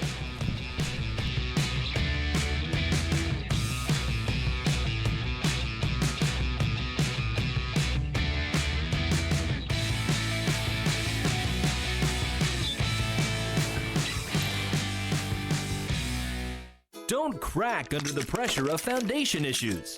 The certified specialists at Ox Foundation Solutions can permanently fix foundation problems at the best price guaranteed. And did you know, moisture and unsafe air from your crawl space can infiltrate your home, causing health hazards and high utility bills. Ox Foundation Solutions has the best plan to keep your home safe. If you are experiencing any issues with your sidewalks, basement, crawl space, or foundation, get a free estimate from Ox Foundations. WOTM is the television provider for all Alabama High School Athletic Association championship events and special programs. WOTM is your home for the Super 7 football, state finals basketball, baseball and softball state championships, the AHSAA weekly show, and WOTM also produced the first ever football playoff show, Super 7 preview show, and reclassification reveal show. Your exclusive home for all things AHSAA is WOTM. Contact your local cable provider to request WOTM to your channel lineup. Kickoff to saving attorney set up for Osceola. Keep more cash for back to school with 0% APR financing for up to 72 months and up to $13,000 off MSRP on new Ford trucks. Plus guaranteed credit approval and up to $4,000 over KBB value for your trade when you upgrade to a new Ford. The right people, a better customer experience, and nobody beats our bottom line price. Nobody. Tony Sarah Ford of Sylacauga. In Alabama, there are 2 things we take serious: football and barbecue. And at August Barbecue, we take our business serious. Our meat is smoked daily to give you the freshest and best quality. Ask about our daily vegetable specials. And don't forget about our beef brisket, served up every Thursday and Friday. We have a great outdoor seating area to enjoy the best live music around every Thursday, Friday, and Saturday night. Great service, great atmosphere, and great food. August Barbecue. You can taste the difference.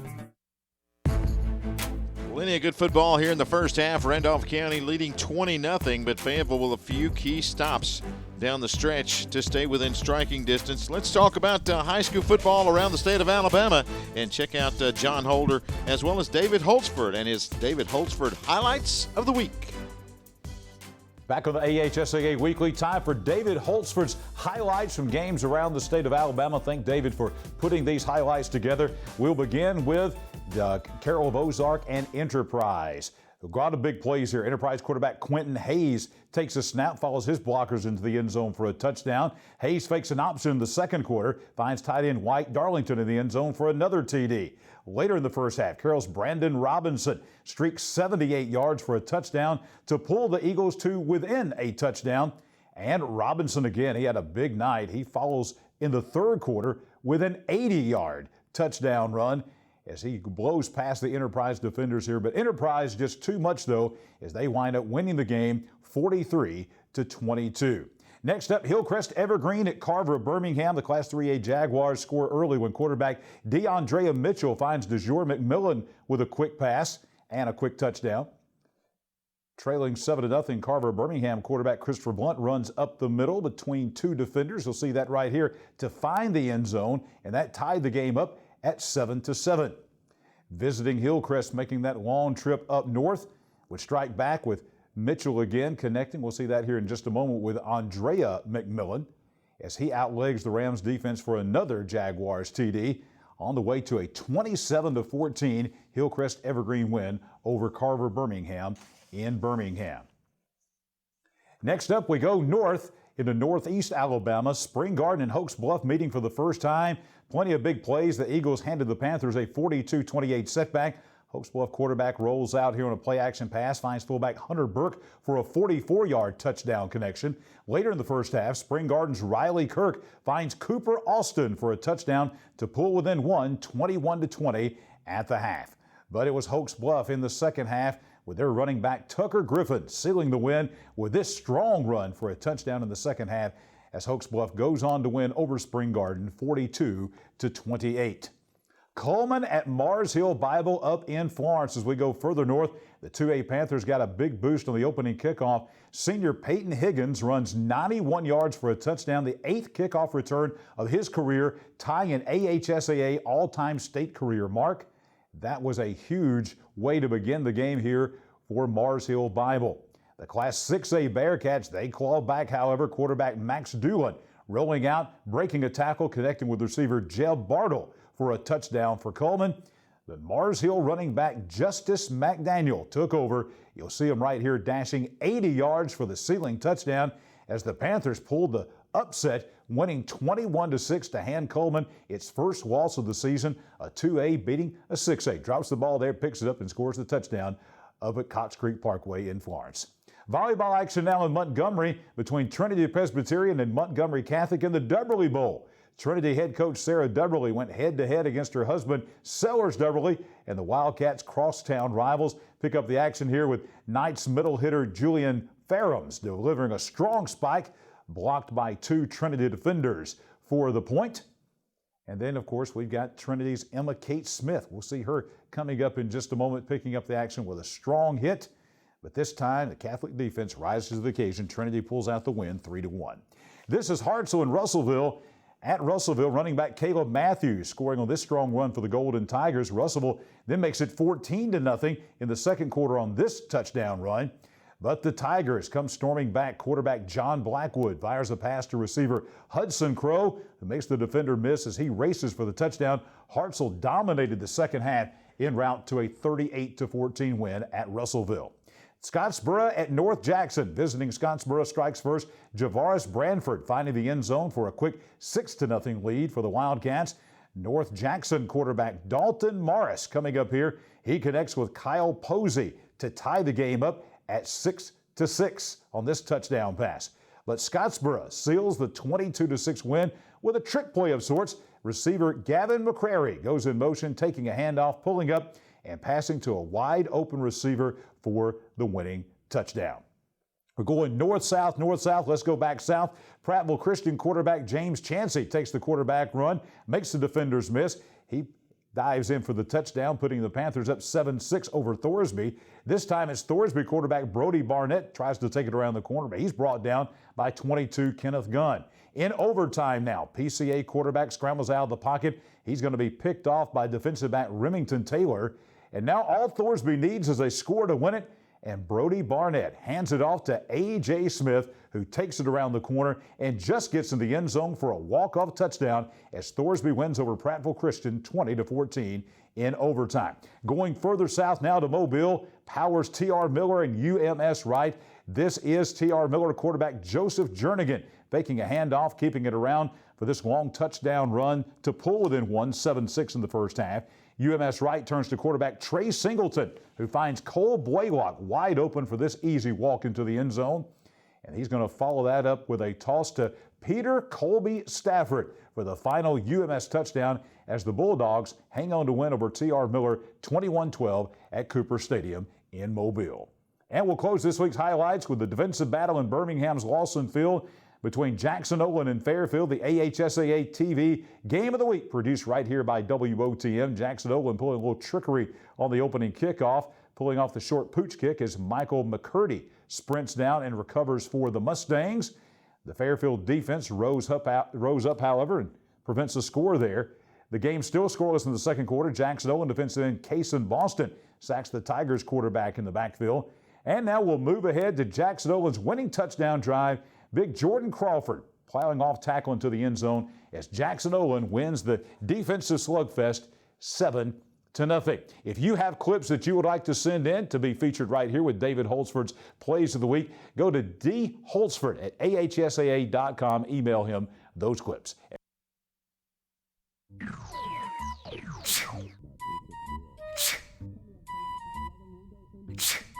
Home making you sick? Moisture and unsafe air from your crawl space can infiltrate your home, causing health hazards and high utility bills. Ox Foundation Solutions can remedy any mold or mildew problem in your home. It's time to get strong. How strong? Ox Strong. Get a free estimate from Ox Foundations. WOTM is the television provider for all Alabama High School Athletic Association championship events and special programs. WOTM is your home for the Super 7 football, state finals basketball, baseball and softball state championships, the AHSAA weekly show, and WOTM also produced the first ever football playoff show, Super 7 preview show, and reclassification reveal show. Your exclusive home for all things AHSAA is WOTM. Contact your local cable provider to request WOTM to your channel lineup. The NFHS Learning Center is the leader in online education for the interscholastic community.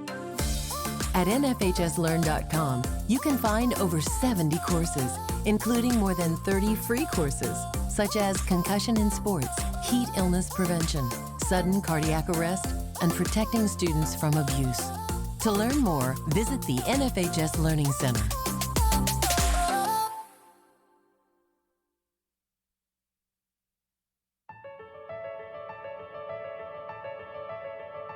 All high school students should have an opportunity to participate in interscholastic athletics. Students can gain so much from participating in extracurricular activities through sport. Not only do they learn sportsmanship, they learn respect, and they learn teamwork. All of these are characteristics that students could carry with them throughout the rest of their lives. Time now for our Central Board Spotlight. This week we are going to visit with District 5 Representative Kim Kill. She is the Principal and Athletic Director at Pelham High School and Pelham City Schools. Meet AHSAA Central Board Member Kim Kill, who became Pelham High School's principal during the summer of 2020. She spent more than 20 years at Pelham, honing her servant leadership style that's allowed her to transition from coaching to administration. You know, my managerial style is a very open style. I really love to get input from our folks because I want to serve them. It's important to me to find out the needs of our teachers, our students, and our community so that I can figure out a way to better serve them. So my servant leadership style is so very important to me. Ever since I've been a little girl, I wanted to help. I'm just a helper. And so serving people was something that was modeled to me all the way growing up from my parents, which I'm so very fortunate that they were able to provide such positive encouragement and leadership that served others every single day. Kill's career started in coaching, but she has also been a basketball official who quickly rose to the college ranks. She became Pelham's system-wide athletic director in 2014, and she joined the Central Board of Control a few years later. It's been an amazing opportunity to serve the Alabama High School Athletic Association Central Board of Control. You know, as a coach and as a young athletic administrator, I honestly had no idea what the Central Board of Control was. But I have been so fortunate in that District 5, our legislative council, our members chose me to represent District 5. So therefore, being able to serve our district, to be able to take our district's needs and concerns up to the Central Board of Control to be heard, it is very important to me. But then you get to see the other side of it. When you're sitting there in your Central Board meeting, the leadership from Coach Savarese has been unbelievable. He's very open, he listens. The relationships that I've been able to build with Central Board members has been amazing. And so having the opportunity to serve at the state level and the Central Board of Control is an experience that I honestly really and truly can't describe. While you're at home with family for the next few weeks, don't put off scheduling home repairs. Call Ox Foundation for a free estimate. With more time at home, you tend to notice things you haven't in the past. Mold and moisture in your basement or crawl space, uneven driveways, stair-step cracks in your exterior brick, uneven floors and doors. If your home is showing weakness, it's time to get strong. How strong? Ox Strong. Stay strong, Alabama. WOTM, your new home for high school sports in Alabama. Tune in to WOTM every Thursday night at 7 for the AHSAA WOTM Game of the Week. WOTM available to every cable TV provider in the state. If WOTM is not currently a part of your provider's channel lineup, call and request WOTM. Thursday, October 8th, the Madison Academy Mustangs travel to Gurley to take on the Madison County Tigers. WOTM, your exclusive TV home for the football Super 7, basketball, baseball, and softball championships.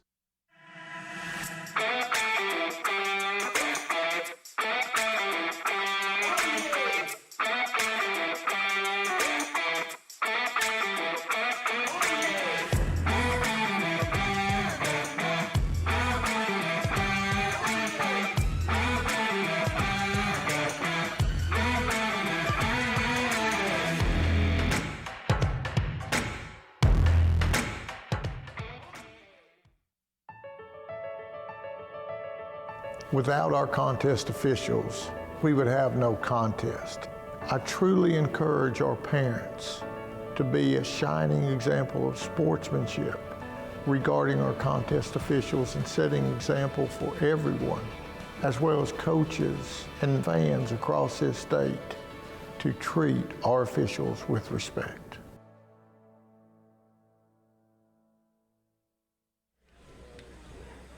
Randolph County, the top-ranked team in Class 2A, leading 20-0 over Fayetteville here at halftime at Farm Links Field. Glad to have you checking us out here on this Thursday night.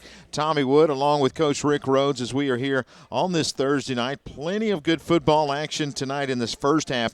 And, Coach, you look at it, I think both teams have had some positive things in this first half. Randolph County really dominating the first quarter and a half. But I don't know if they lost focus. I don't know what happened in the latter part of the second period, or really you saw a Fayetteville team get rejuvenated and come up with some big-time stops. Yeah, well, I think you said it all, Tommy. I mean, the first part of the game, you had to be impressed that really Randolph County was everything they were advertised to be. Big, strong offensive line that just kind of steamrolled down the field, ran the ball off tackle, really did in the running game about what they wanted to. But you have to also admire just the guts and courage of a very gritty Fayetteville team. 3 stops, as you said. I mean, outweighed in the defensive interior to offensive line. I don't know, 100 pounds a man, something like that. It's 20-0. I mean, that's a sizable lead for Randolph County, but it's not a one-sided game. I mean, it still could happen, and you need to keep in mind that Fayetteville had a drive that, a third and about 6 inches they weren't able to convert.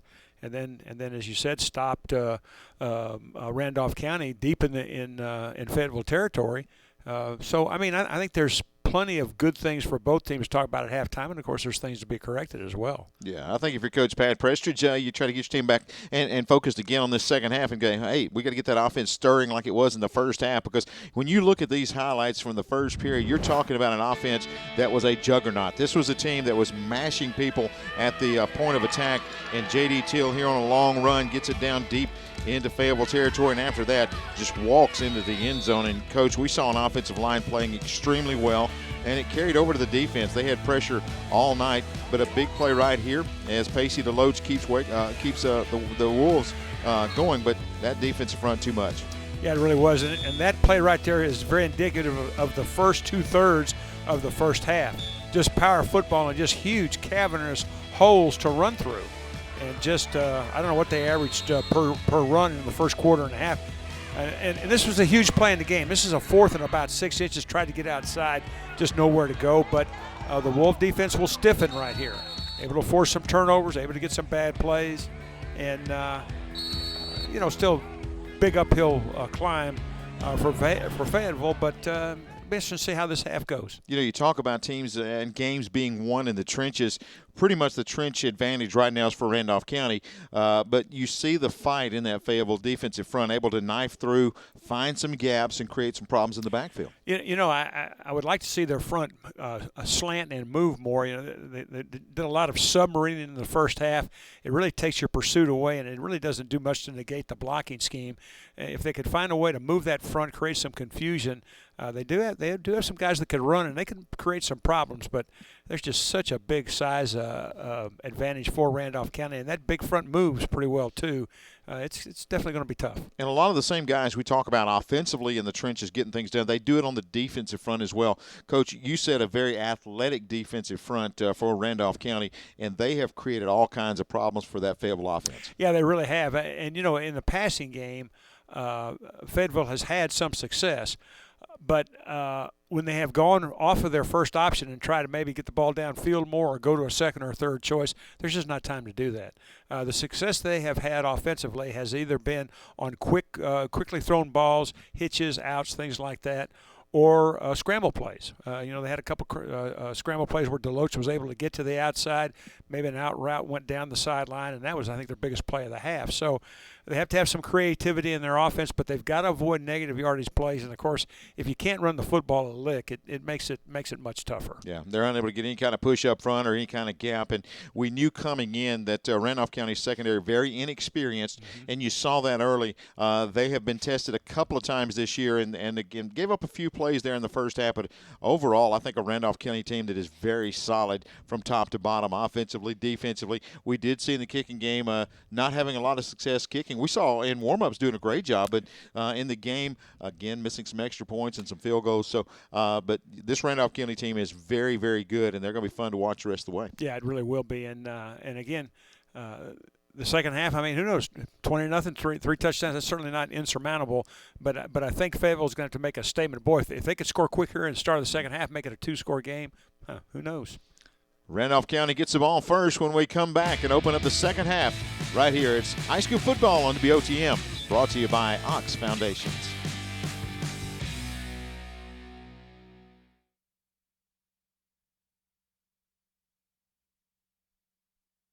While you're at home with family for the next few weeks, don't put off scheduling home repairs. Call Ox Foundation for a free estimate. With more time at home, you tend to notice things you haven't in the past. Mold and moisture in your basement or crawl space? Uneven driveways, stair-step cracks in your exterior brick, uneven floors and doors. If your home is showing weakness, it's time to get strong. How strong? Ox Strong. Stay strong, Alabama. WOTM, your new home for high school sports in Alabama. Tune in to WOTM every Thursday night at 7 for the AHSAA WOTM Game of the Week. WOTM available to every cable TV provider in the state. If WOTM is not currently a part of your provider's channel lineup, call and request WOTM. Thursday, October 8th, the Madison Academy of Mustangs travel to Gurley to take on the Madison County Tigers. WOTM, your exclusive TV home for the football Super 7, basketball, baseball, and softball championships.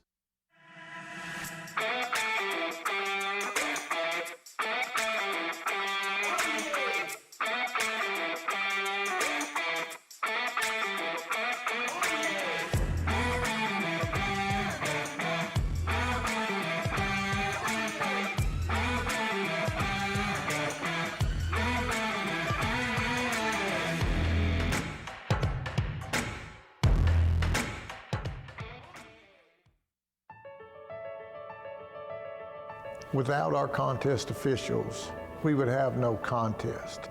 I truly encourage our parents to be a shining example of sportsmanship regarding our contest officials and setting example for everyone, as well as coaches and fans across this state, to treat our officials with respect.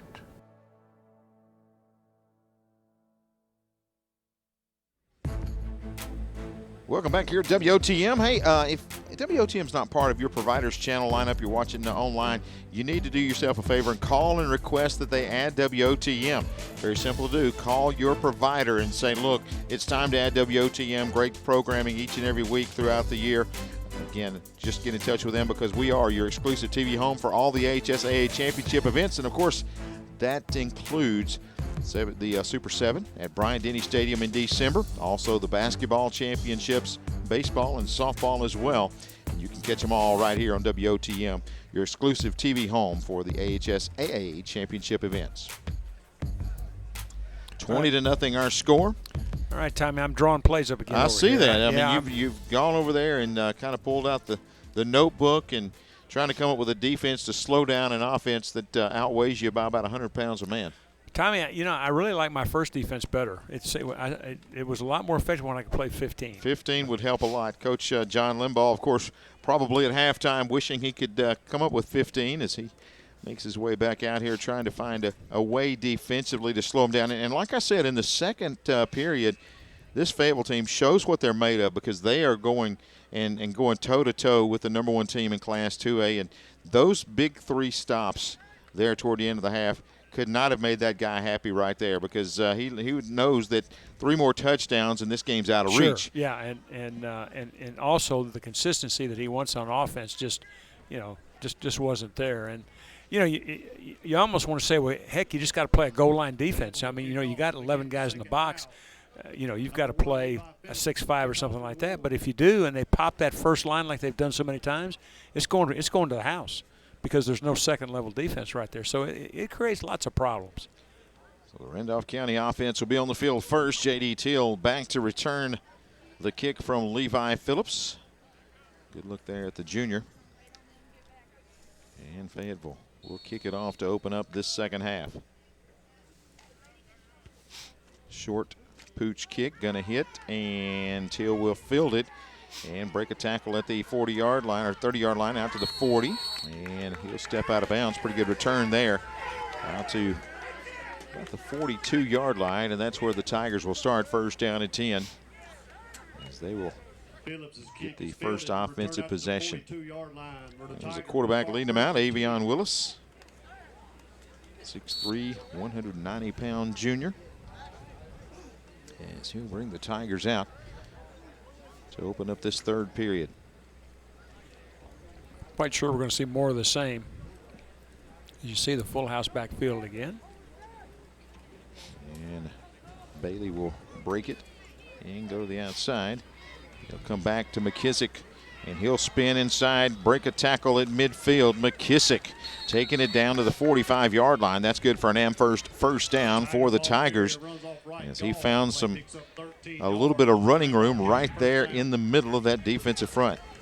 Now, we saw this some in the first half. Probably should have talked about it then, but they're unbalanced. There's no split receiver to the left side of your screen. There's a tackle and a guard, a center, and then there's a guard, tackle, tight end, and a receiver out to that side. And if you keep your defense balanced, you're going to be a gap short. Sweep at this side of Teal, and Teal on the flag behind him as he'll break a couple of tackles and get inside the 40, but I believe this one's going to come back. Yeah, that's normally almost always a flag for a hold when it's thrown in that area, and that's what it is. That's our head official, Chris Parton, giving us the indication, the hold right there. You see that extra grab. Yeah, when that number kind of flattens out like that, that's usually a pretty good sign. So they will march it back. And now it's going to be first down and a long way to go back at the 44-yard line. So about 20 yards to go in order to pick up the first down. So we talked in the first half about Randolph County offense really not picking up any penalties. They pick up a big one right there because they had a good drive going, but now still 1st and 20 Well, when you're a power running team, you know, the major penalties are very difficult to overcome. They'll give it to Teal, and he's going to find his way through a little gap and goes to midfield. Tiger ball carrier off. Brought down that time. Looked like, I believe, Richie again, 52. Don't know that we've got a 52 on our roster, so. We do not. 75 on the helmet, so maybe that is Henry Barrett. We'll give him credit. We'll go with the helmet instead of the jersey. There you go. 6 foot 200-pound senior. So Till will pick up 5. 2nd and 15 now. This time Bailey runs through a couple of defenders to pick up another 5. And that will make it 3rd and 10 for Randolph County. And it is interesting that Fayetteville is in basically a goal line defense now. They're 6 down linemen, really what looks like 5 linebackers behind. So, I mean, it's all that commitment to stopping the run. 3rd down. About 10.5 to go.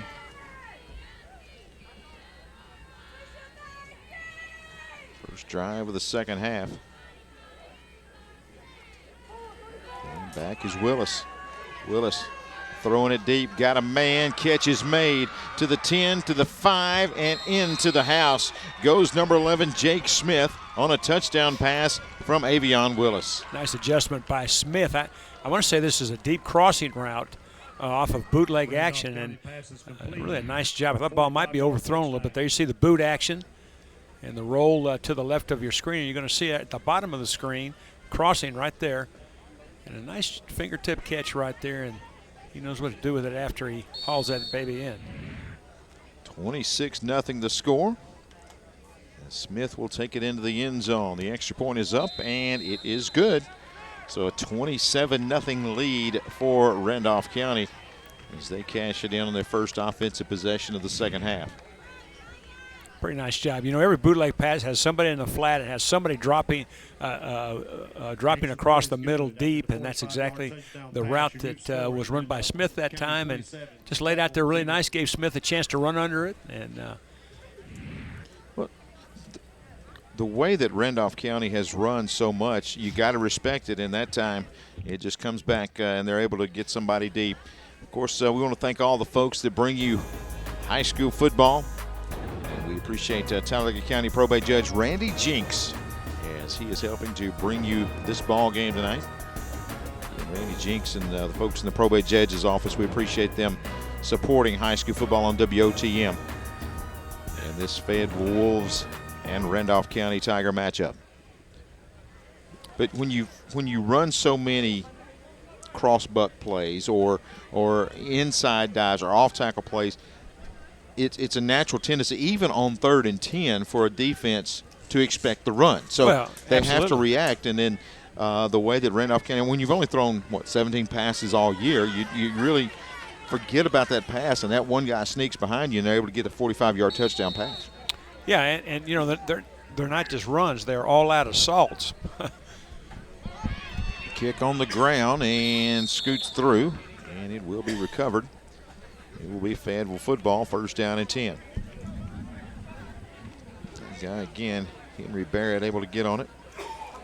And Pacey DeLoach will lead the troops back out. Try to get something going offensively. 6'2", 175-pound junior. As he will bring the offense back up, now trailing by 27 with 9:41 left here in this 3rd period. Trying to get something going offensively to just keep the football away from the Tigers. We'll go with a speed sweep near side, and not enough, as a good defensive play crashing his way in there is going to be Gage Mitchell. And you know, they get those ends upfield all the time, and you can see again Mitchell, I mean, again, a snappy straight upfield, runs right through the block and just nowhere to go on that outside play.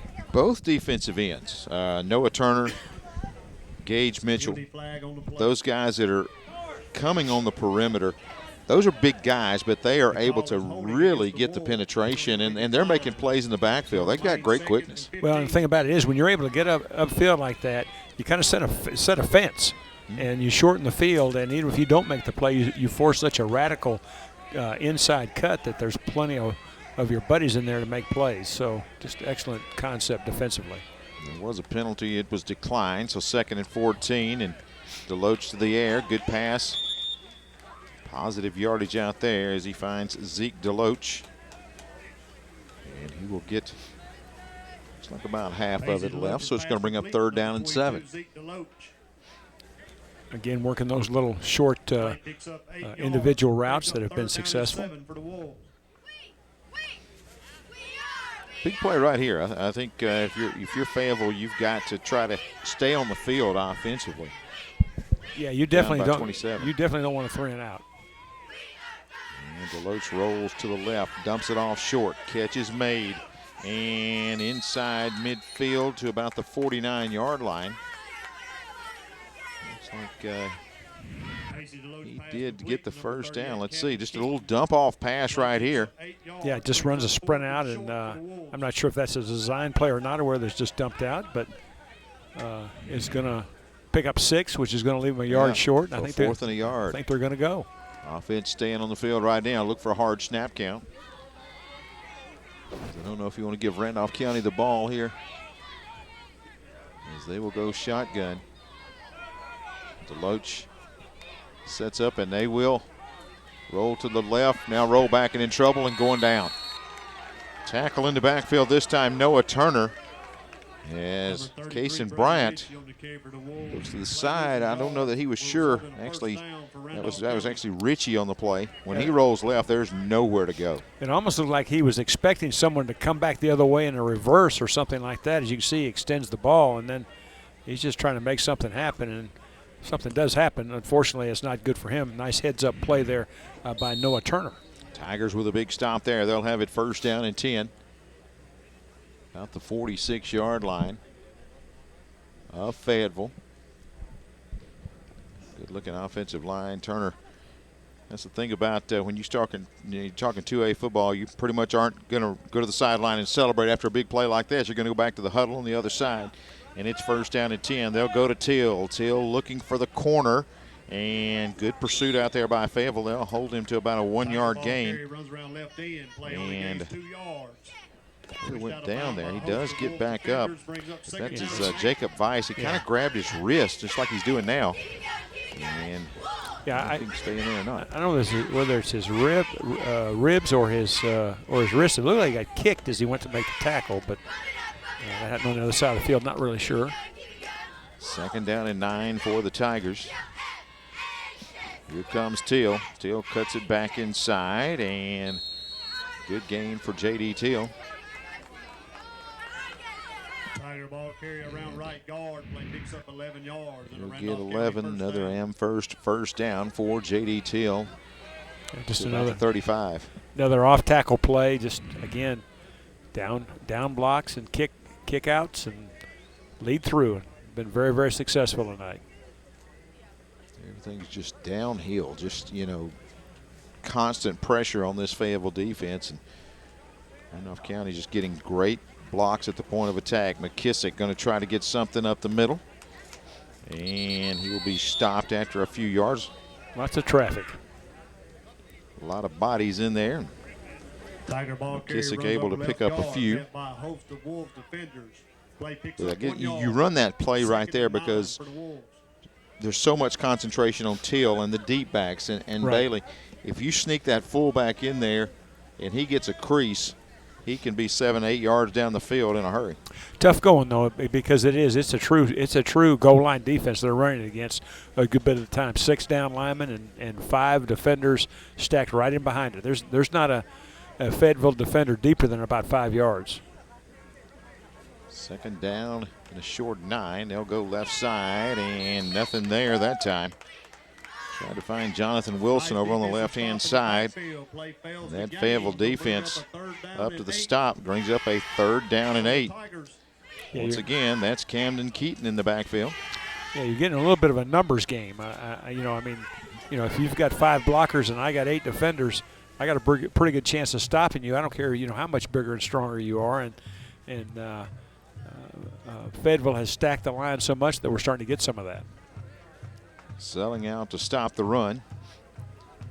So 3rd and 8. And they'll go back to Wilson left side. He'll find a little gap cut against the grain. And he will be brought down there. Pretty good gain on the play. Yeah, and the counter play is maybe going to be one of their more successful plays now because they're able to get that backfield action to get those linebackers moving, seal the defense, and kick out with 2 lead blockers, and picks up a little yard, brings up a very crucial 4th and 1. Tigers trying to keep the drive alive. It is 4th down. A little bit less than a yard. Willis brings the play back in. He'll go to the wishbone set. Hand it off, first man through, McKissick, and he will dive over the pile and pick up the Amherst first down for the Tigers.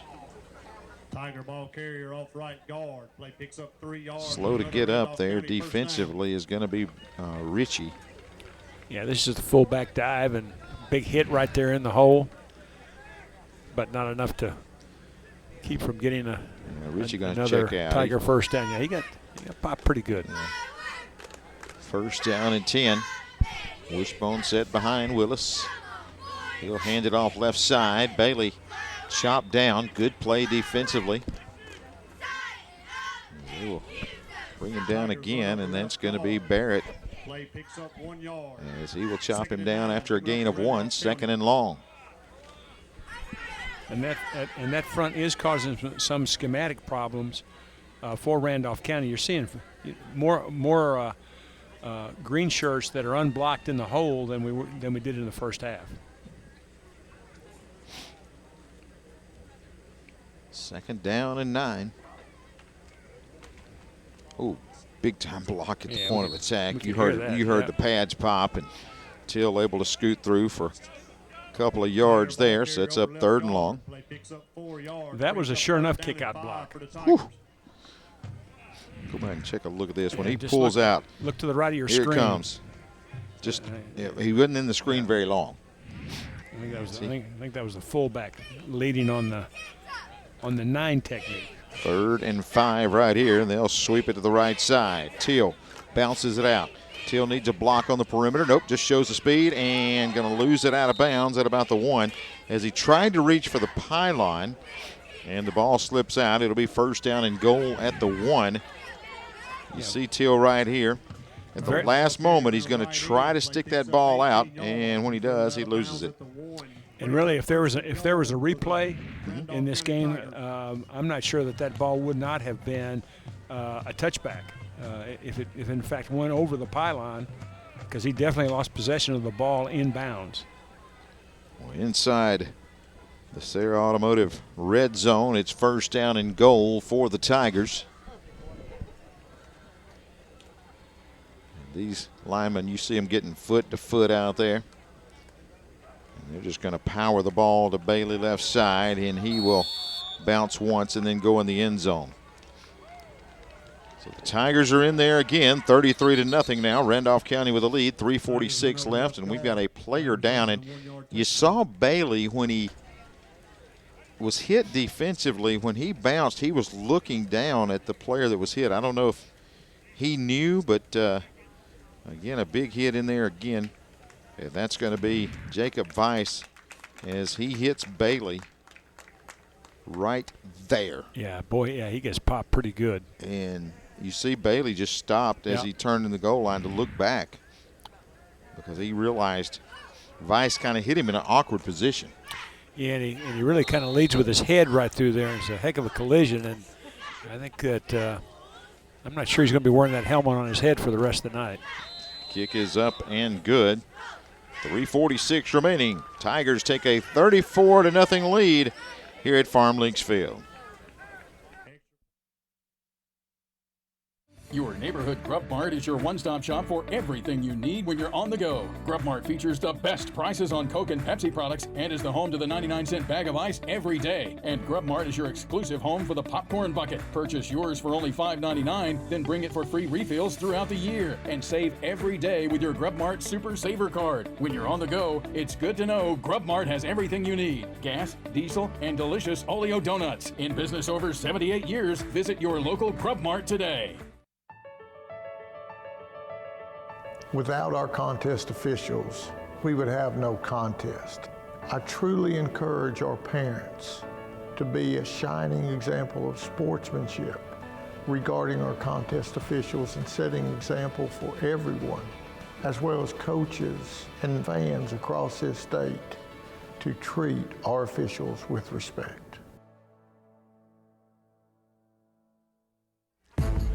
High school football throughout the state of Alabama every Thursday night, and an opportunity to watch on Troy Cable. We appreciate you folks watching down in the Troy area. Again, the Troy Cable Company, your hometown communications company. Welcome to the WOTM family. We appreciate you checking us out. Coach Pat Prestridge with a 34-0 lead here in the latter stages of the third period. Teal going to kick it off, and it's fielded by one of the up men again. I believe that's going to be 51 that time, and that is going to be by Duke as he's able to get on it. So 1st and 10 for Fayetteville. They'll try to get something going. Randolph County, the #1 team in Class 2A. Come in averaging about 31 points a game. They had not shut out an opponent this year, so they're trying to get the first shutout of the season. Good look at Pacey DeLoach. That'll try to get something going, get his team on the board. Look, throw it, and catch is going to be made short of midfield. Hauling that one in is Hunter Hammonds.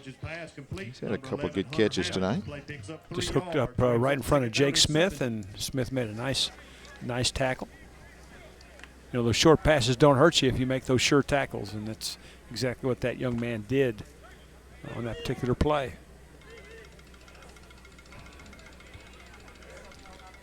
Second down at about 16, or 6, I should say. DeLoach's going to roll out and try to get it with his legs. Turns a corner and going to go out of bounds as he's forced out.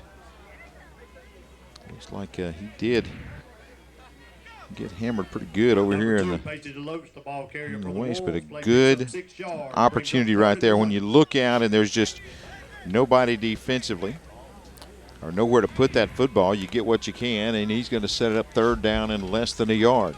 Pretty good example of what we talked about in the first half. When that back foot hits the ground, that ball needs to be going because you're not going to get a second choice. Quick on the outside, catch is going to be made. DeLoach will weave his way through traffic, and a good run down the far sideline, and Zeke DeLoach is going to pick up an Amherst first down for the Fayetteville Wolves. Yeah, does a nice job of negotiating. Gets a little help from a block out on the edge. I think it's supposed to be a quick screen right here, and you can see a pretty good block inside out. Knocks the flat defender to the ground, and good little stiff arm right there. We can see the block. Pretty good kick out right there. I want to say that was by Camden Keaton. Keaton, yeah, came up with a key block right there. Lose the ball in the backfield, and DeLoach, I believe, got back on it. He just kind of lost that one when he came back to throw it. Yeah, I think it came right out of his hands. I think you're exactly right, Tommy. So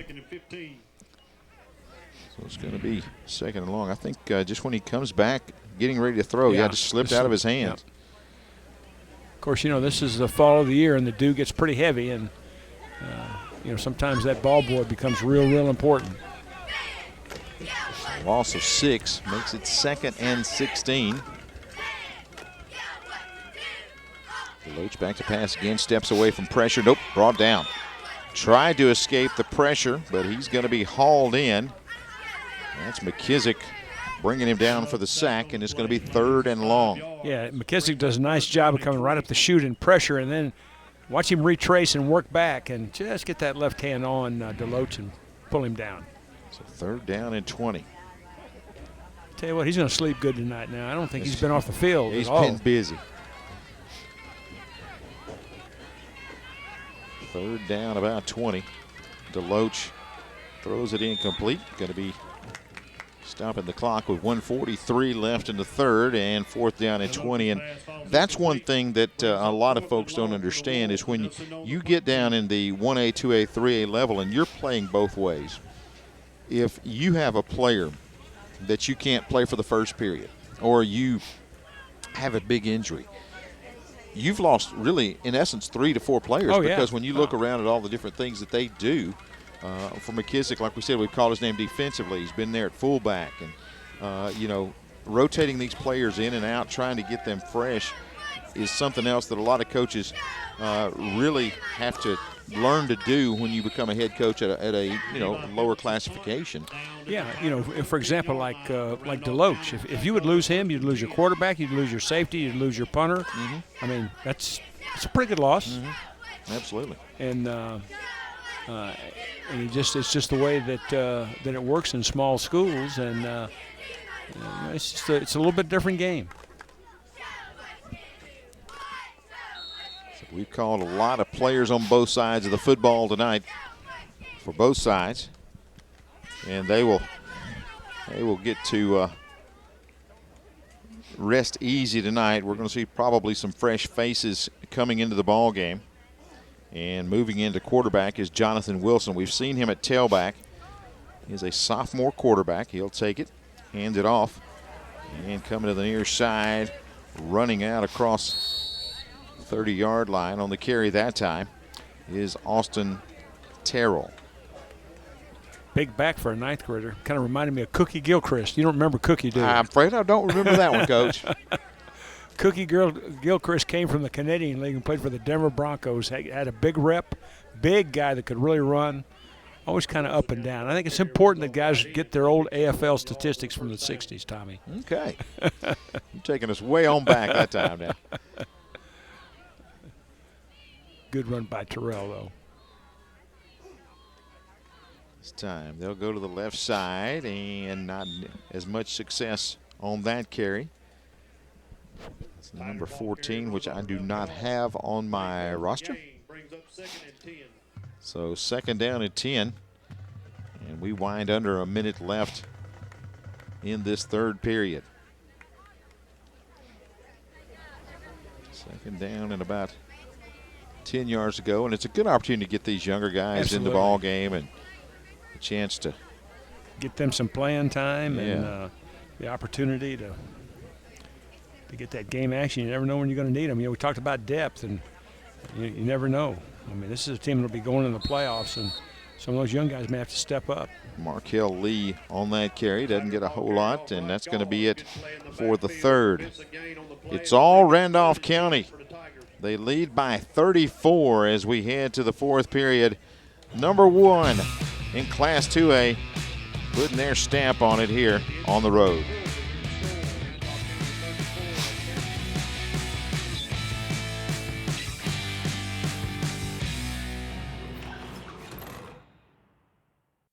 Wahaka Flocka loves Popeye's Ghost Pepper Wings, and we love her dance skills. Doing my happy dance. Ghost Pepper Wings. So good. Get the new Ghost Pepper Wings with a biscuit for just $4.99. Take them home or get them delivered.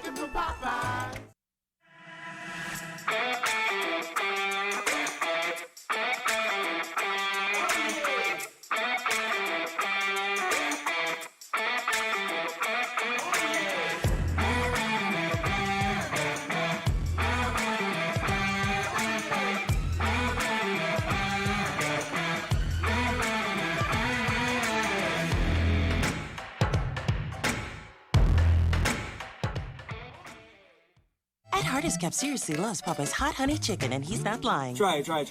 Like, it's a different type of sweet and spicy. This is actually fire. I'm not even lying. Get our new hot honey chicken with a side and a biscuit for only $5. Welcome all our folks watching throughout the state, including the folks at CTV Beam, Channel 79 and 186 HD. Again, special thanks to Melissa, Joan, and the entire CTV Beam team. We appreciate you folks being a part of the WOTM family. And again, we're glad to have you on board. And don't forget, tune in every Wednesday night. Red Devil Review, taking a look at Central Phoenix City high school football with head coach Patrick Nix. Big game this week against the Auburn Tigers. We'll review that for you Wednesdays at 5 p.m. Central, 6 p.m. Eastern Time, right here on WOTM. That's a pretty good little. little. By T-Bone Steak and Grill. That's a pretty good little rivalry. I guarantee you. Plenty of good action in that. And as we mentioned, a lot of times when you look at those, you see all the great athletes. And we'll see that Central Phoenix City team later on this year as we wind up the season when they take on Oxford. I think Auburn is still undefeated, if I'm not mistaken. Yeah, it's almost a must-win for Phoenix City. So be a good one. And you got, of course, the Red Devils. They're unbeaten, and they always have a good program and plenty of talent on the field. Third down and about 9 right here for Randolph County. As Wilson give it off up the middle, and a couple of positive yards there, but going to bring up 4th down and long as Markel Lee couldn't get anything going, so it's 4th and 6, and now Randolph County's got to punt the football away. First punt of the night. Sure is. Really kind of disappointing at the time that you didn't know who Cookie Gilchrist was. I would. What year was that again? That's in the 60s. Okay. You remember the 60s, I'm sure. Not much. Hit him in the helmet? Hits him in the helmet, so that's going to be a dead ball back there right near the 40-yard line. The time, Wilson down on coverage. So we'll take a look at that Fayetteville offense, see if they can get something going offensively. There's John Limbaugh there. Again, his 8th season at Fayetteville. So he'll try to get something going, get on the board here, trailing by 34 in the 4th period. You know, when you talk about this Randolph County team, we saw it during the Holtzford highlight package at the break. Another contender in Class 2A, that's Mars Hill. Yeah, completely different style. They are fun and gun, and this is ground and pound. The reception out here, and stop back at about the 39-yard line. Of course, every game when you get to playoff time has three involved: Team A, Team B, and the weather.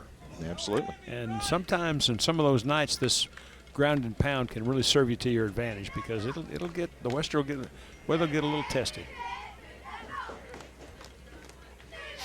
DeLoach on 2nd and 12, hands it off in the backfield, and again that defense comes up big with another stop there. Yeah, really nice penetrating move that time. I think that was Christian Lipham that made the play. Some younger Tigers in there.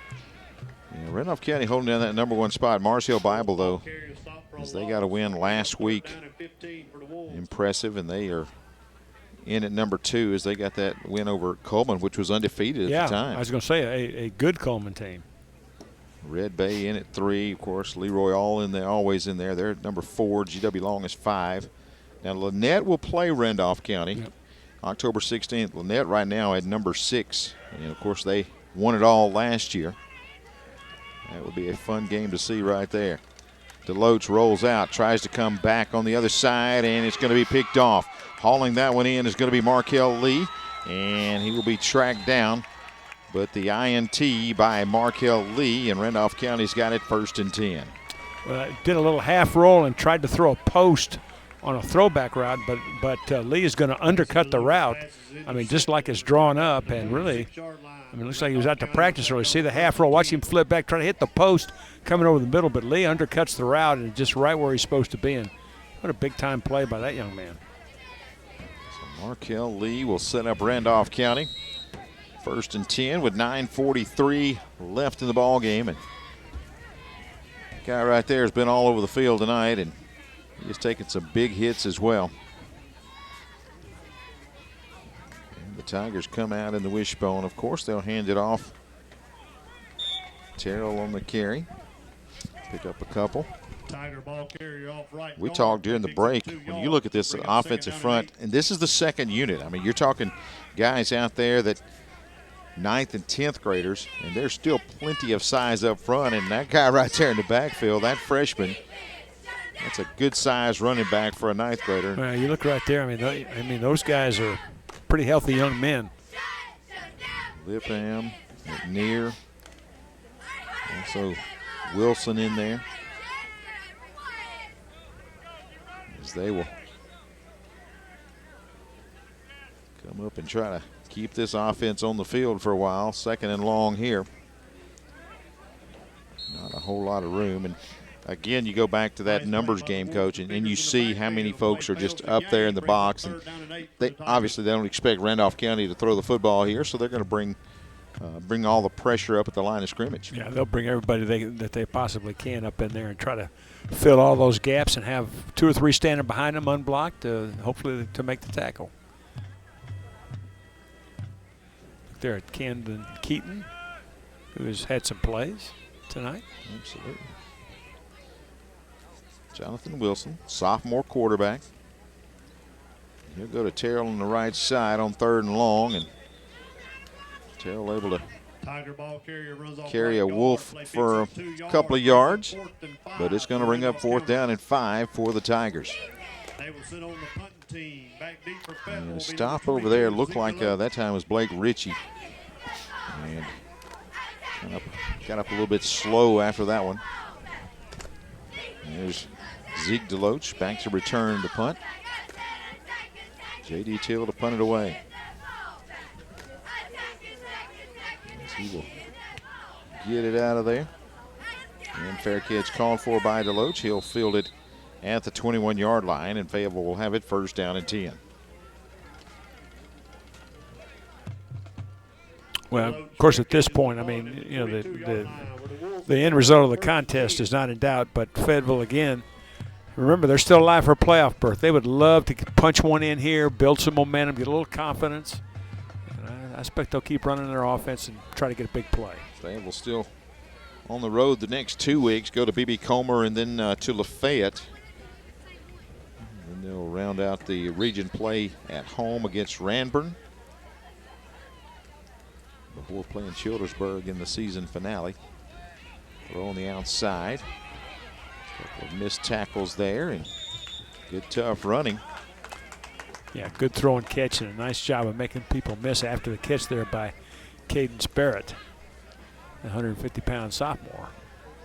Barrett picks up about 8.5 yards, so 2nd, just over a yard to go. Play picks up 9 yards. It'll be 2nd and 1. The Wolves trying to get something going. There's DeLoach back in there. As he will drop back, got some pressure and throws it late. Going to be picked off. That's Wilson with a pick, and he will return it back to the 33-yard line. Jonathan Wilson hauls it in, and DeLoach with a couple of picks here in this 4th period. Yeah, I tried to force the ball over the middle, really just no chance of success. You're going to see a bunch of white shirts around this slant route coming from the left of your screen. And that's the safety right there where Wilson was playing. You can see he drives through the upfield shoulder. Nice ball skills and concentration, and another pick. 7:09 remaining in this one. Randolph County's got it, leading by 34. Coach Prestridge would love to see this 2nd unit get some consistency offensively, but instead a stoppage of play here. That's the official. We got a timeout or delay? Yeah. Green. Timeout called by the Fayetteville Wolves here with 7:07 left. So we will take the break as well as Randolph County leads big. Kick off to saving a set of Honda Silicon. Save all month long on a new 2020 Honda Civic from $21,300 or just $294 a month. $294 a month. Or rates as low as 0.9% APR financing for up to 60 months. Plus, get up to $4,000 over Kelly Blue Book value on your trade when you upgrade to a new Honda. The right people, a better customer experience, and nobody beats our bottom line price. Nobody. Sarah Honda of Sylacauga.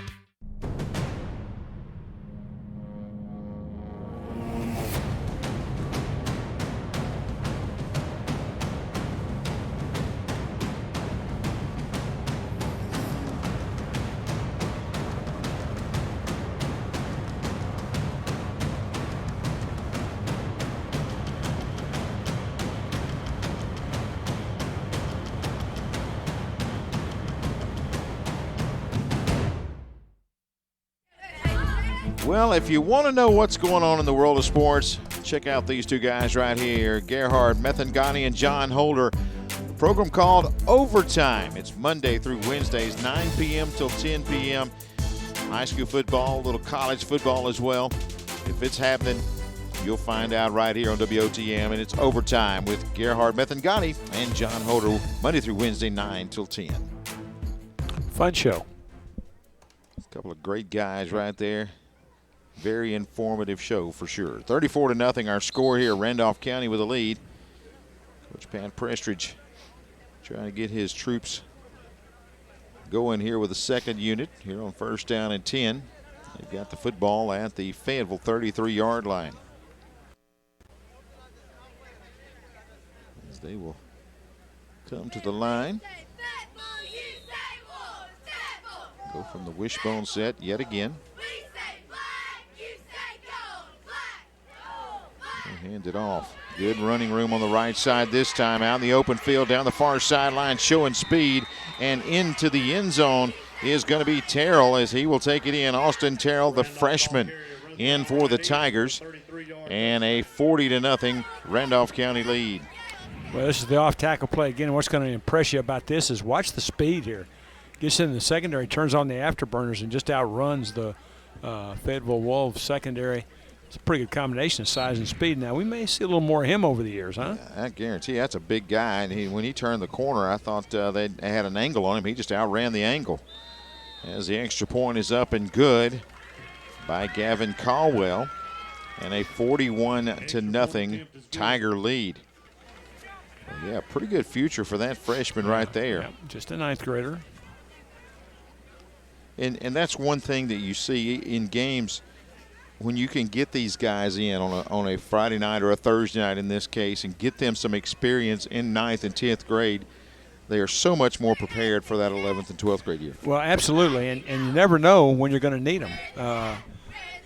Again, I think there's 29 people on the Randolph County roster. Mm-hmm. You get a running back go down, and that young man may have to step right in. So this is a very valuable experience, and, of course, he showed he knows what to do when he gets out on the field.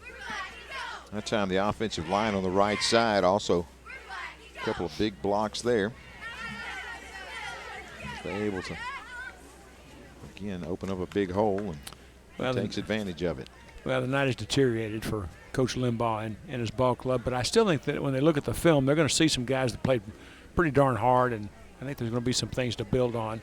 Again, they would like to finish, and it'd be great for them if they could get a score and hold it to this and just feel a little better about the outcome here in the next 6 minutes and 58 seconds. And you got to wonder if that discussion right there was, hey, is it time to bring in our subs and let's just, let them kind of close things out right here. Fair catch called for and made at the 31. You saw him talking to some assistants there, and it may be getting some of these starters out so you don't have any kind of injury here in this last 6:57, because plenty of football left for this Fayetteville team.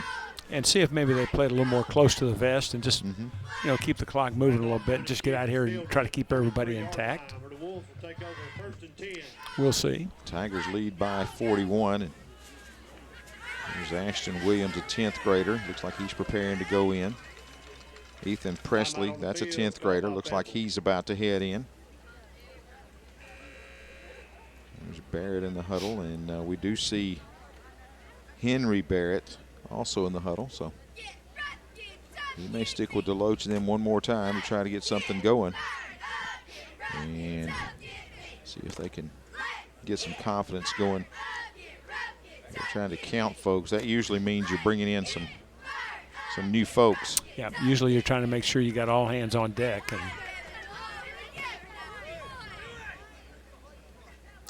having a little trouble getting 11. Coach Limbaugh making sure here. 1st and 10 at the 33-yard line. And as we said, this Fayetteville team still with a chance to get in the playoffs as they stand right now at 2-1, or following this game, Fayetteville's going to be actually trying to find a way to get into the playoffs. Randolph County sitting atop, and they are really heading to a big clash with Lynette coming up in a few weeks. Yeah, that'll be a classic, and but you got to like this team's chances. Anybody that can run the football like they can is always going to be in a football game. Going to be played at Randolph County. Coach Randy Boyd there, the defensive coordinator, former coach at Woodland. He played at Randolph County. And I know it's going to shock you about Randy Boyd, but incredible defensive tackle. Does he not look like a defensive tackle back there? Yes, he does. And then also you see Rico Sims there, tremendous linebacker. So a lot of these guys played at Randolph County, and that's what you find in these smaller schools. Yeah. That's where they went to school. Guys that's come where home. They are at home. And looks like Deloach is out there at wide receiver.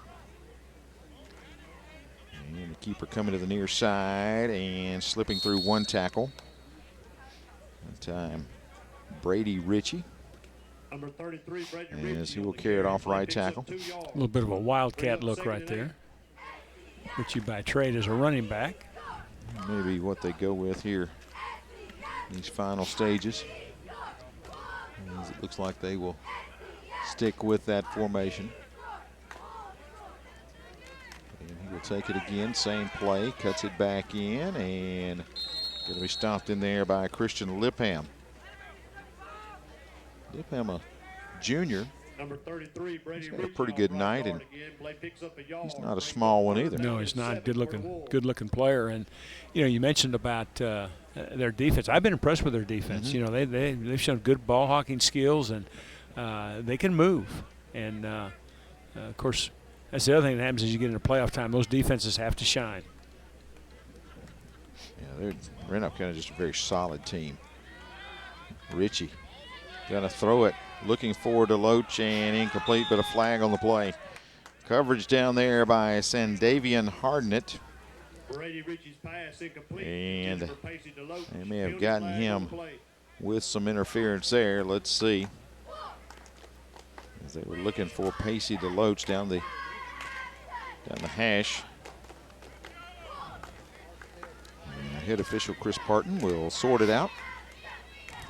Give us the call here. Got a hold on the offense, pass interference, defense, offset, replay third down. We're going to do it all over again here on third down after the offsetting penalties. So we'll repeat third down and 7. So 3rd down and 7, and we see Ritchie in the backfield. So we get a look at the Randolph County Brain Trust. This is DeLoach back in there. He scrambles away in trouble and going down. That time DeLoach tried to get away, but Austin Gosden leads the charges, and he's able to bring him down and get the sack. So Gosden with a big stop. And he enjoyed that. Senior getting in there and getting a big sack tonight on Statewide TV. Brings up 4th and long and punting time for Fayetteville. Levi Phillips back in punt formation.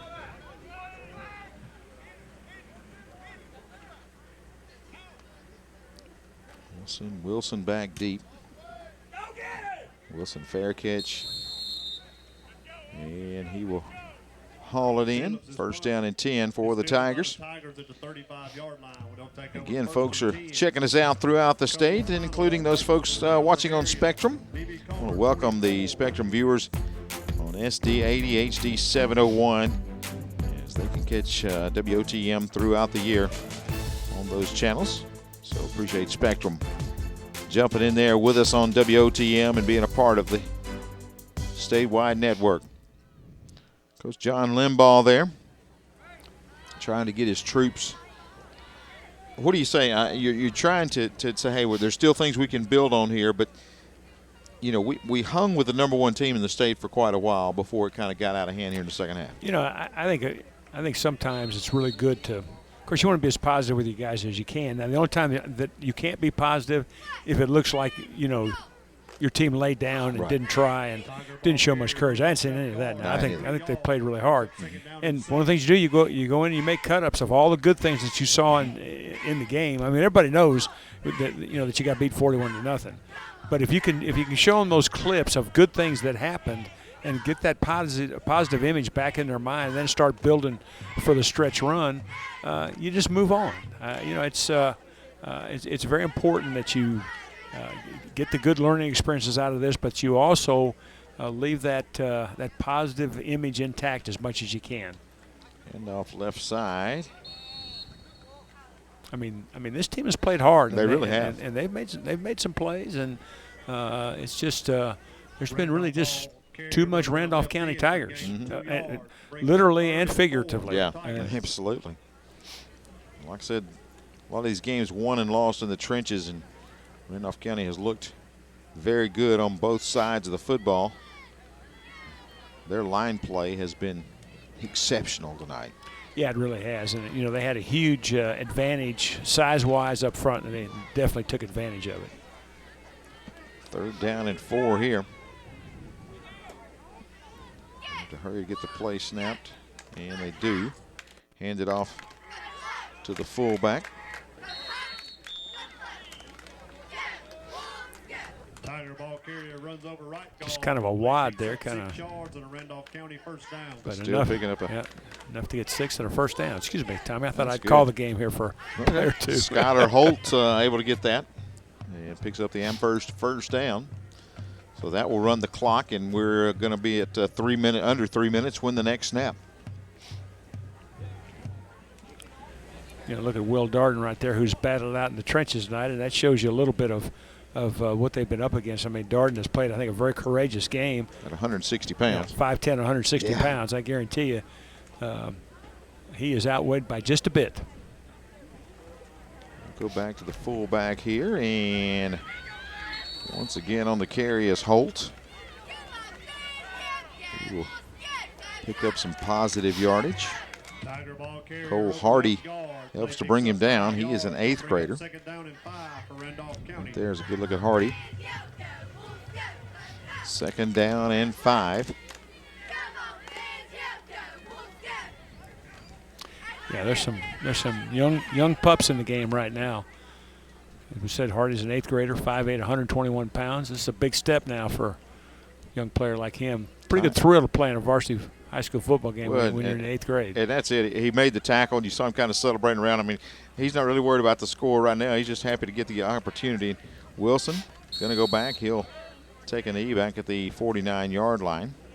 But you look at this Tiger team. They are back at home for the next 2 weeks. They've got Vincent next week. Vincent 2-3 on the year as they will come to Humphrey Stadium.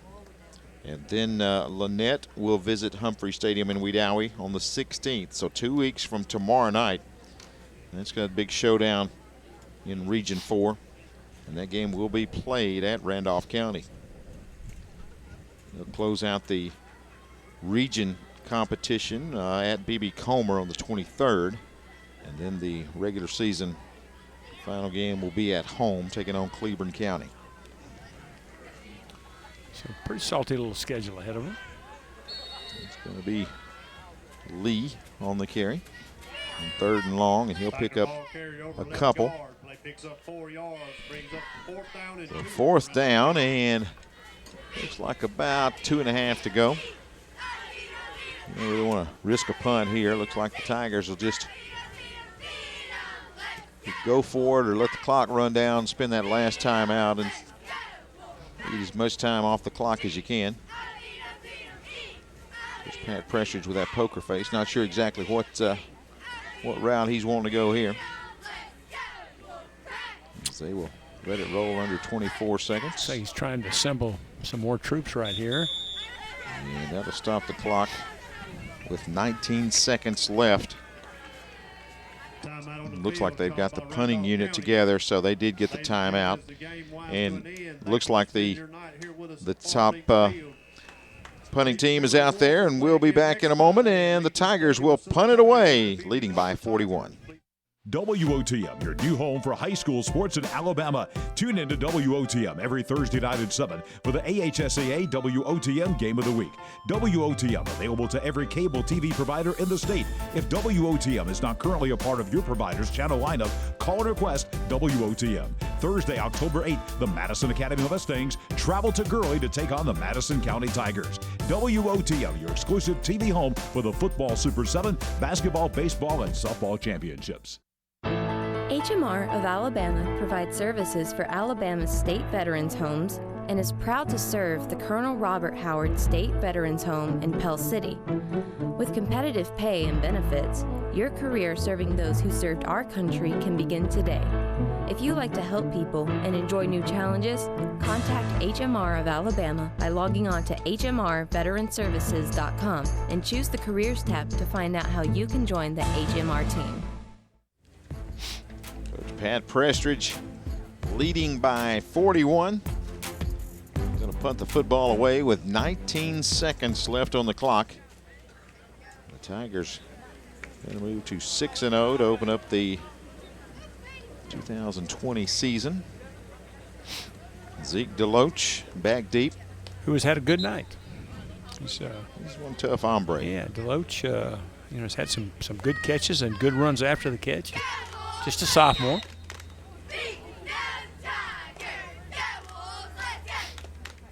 Good punt back there. Till going to get it away. Fair catch by DeLoach, and he'll haul it in. And the clock didn't move. No, it did not. That's when you got the hometown clock, right? So they will start first down and 10. J.D. Till with a big smile there as he punts the football away. So 19 seconds remain on the clock after that punt. And it's first down for the Wolves. Wonder if we'll see more of that shotgun look and just try to get a play or two off and get some guys some experience at the same time. Tigers have flirted with a shutout a couple of times. They defeated Woodland 28-6 to open up the year, and then last week 26-6 over Wadley. And here holding to the goose egg as we are under 10 seconds left. They try the screen out to DeLoach. I don't believe they'll get another snap away as we roll down, and that's going to be at 41-0, your final score. As they get the win, Randolph County, the #1 team in the state, they will stay that way with a big shutout win tonight at Fayetteville. An impressive win for the Tigers as they get the region win and remain unbeaten. Tigers get the win on this Thursday night. High school football on WOTM, presented by Ox Foundation Solutions.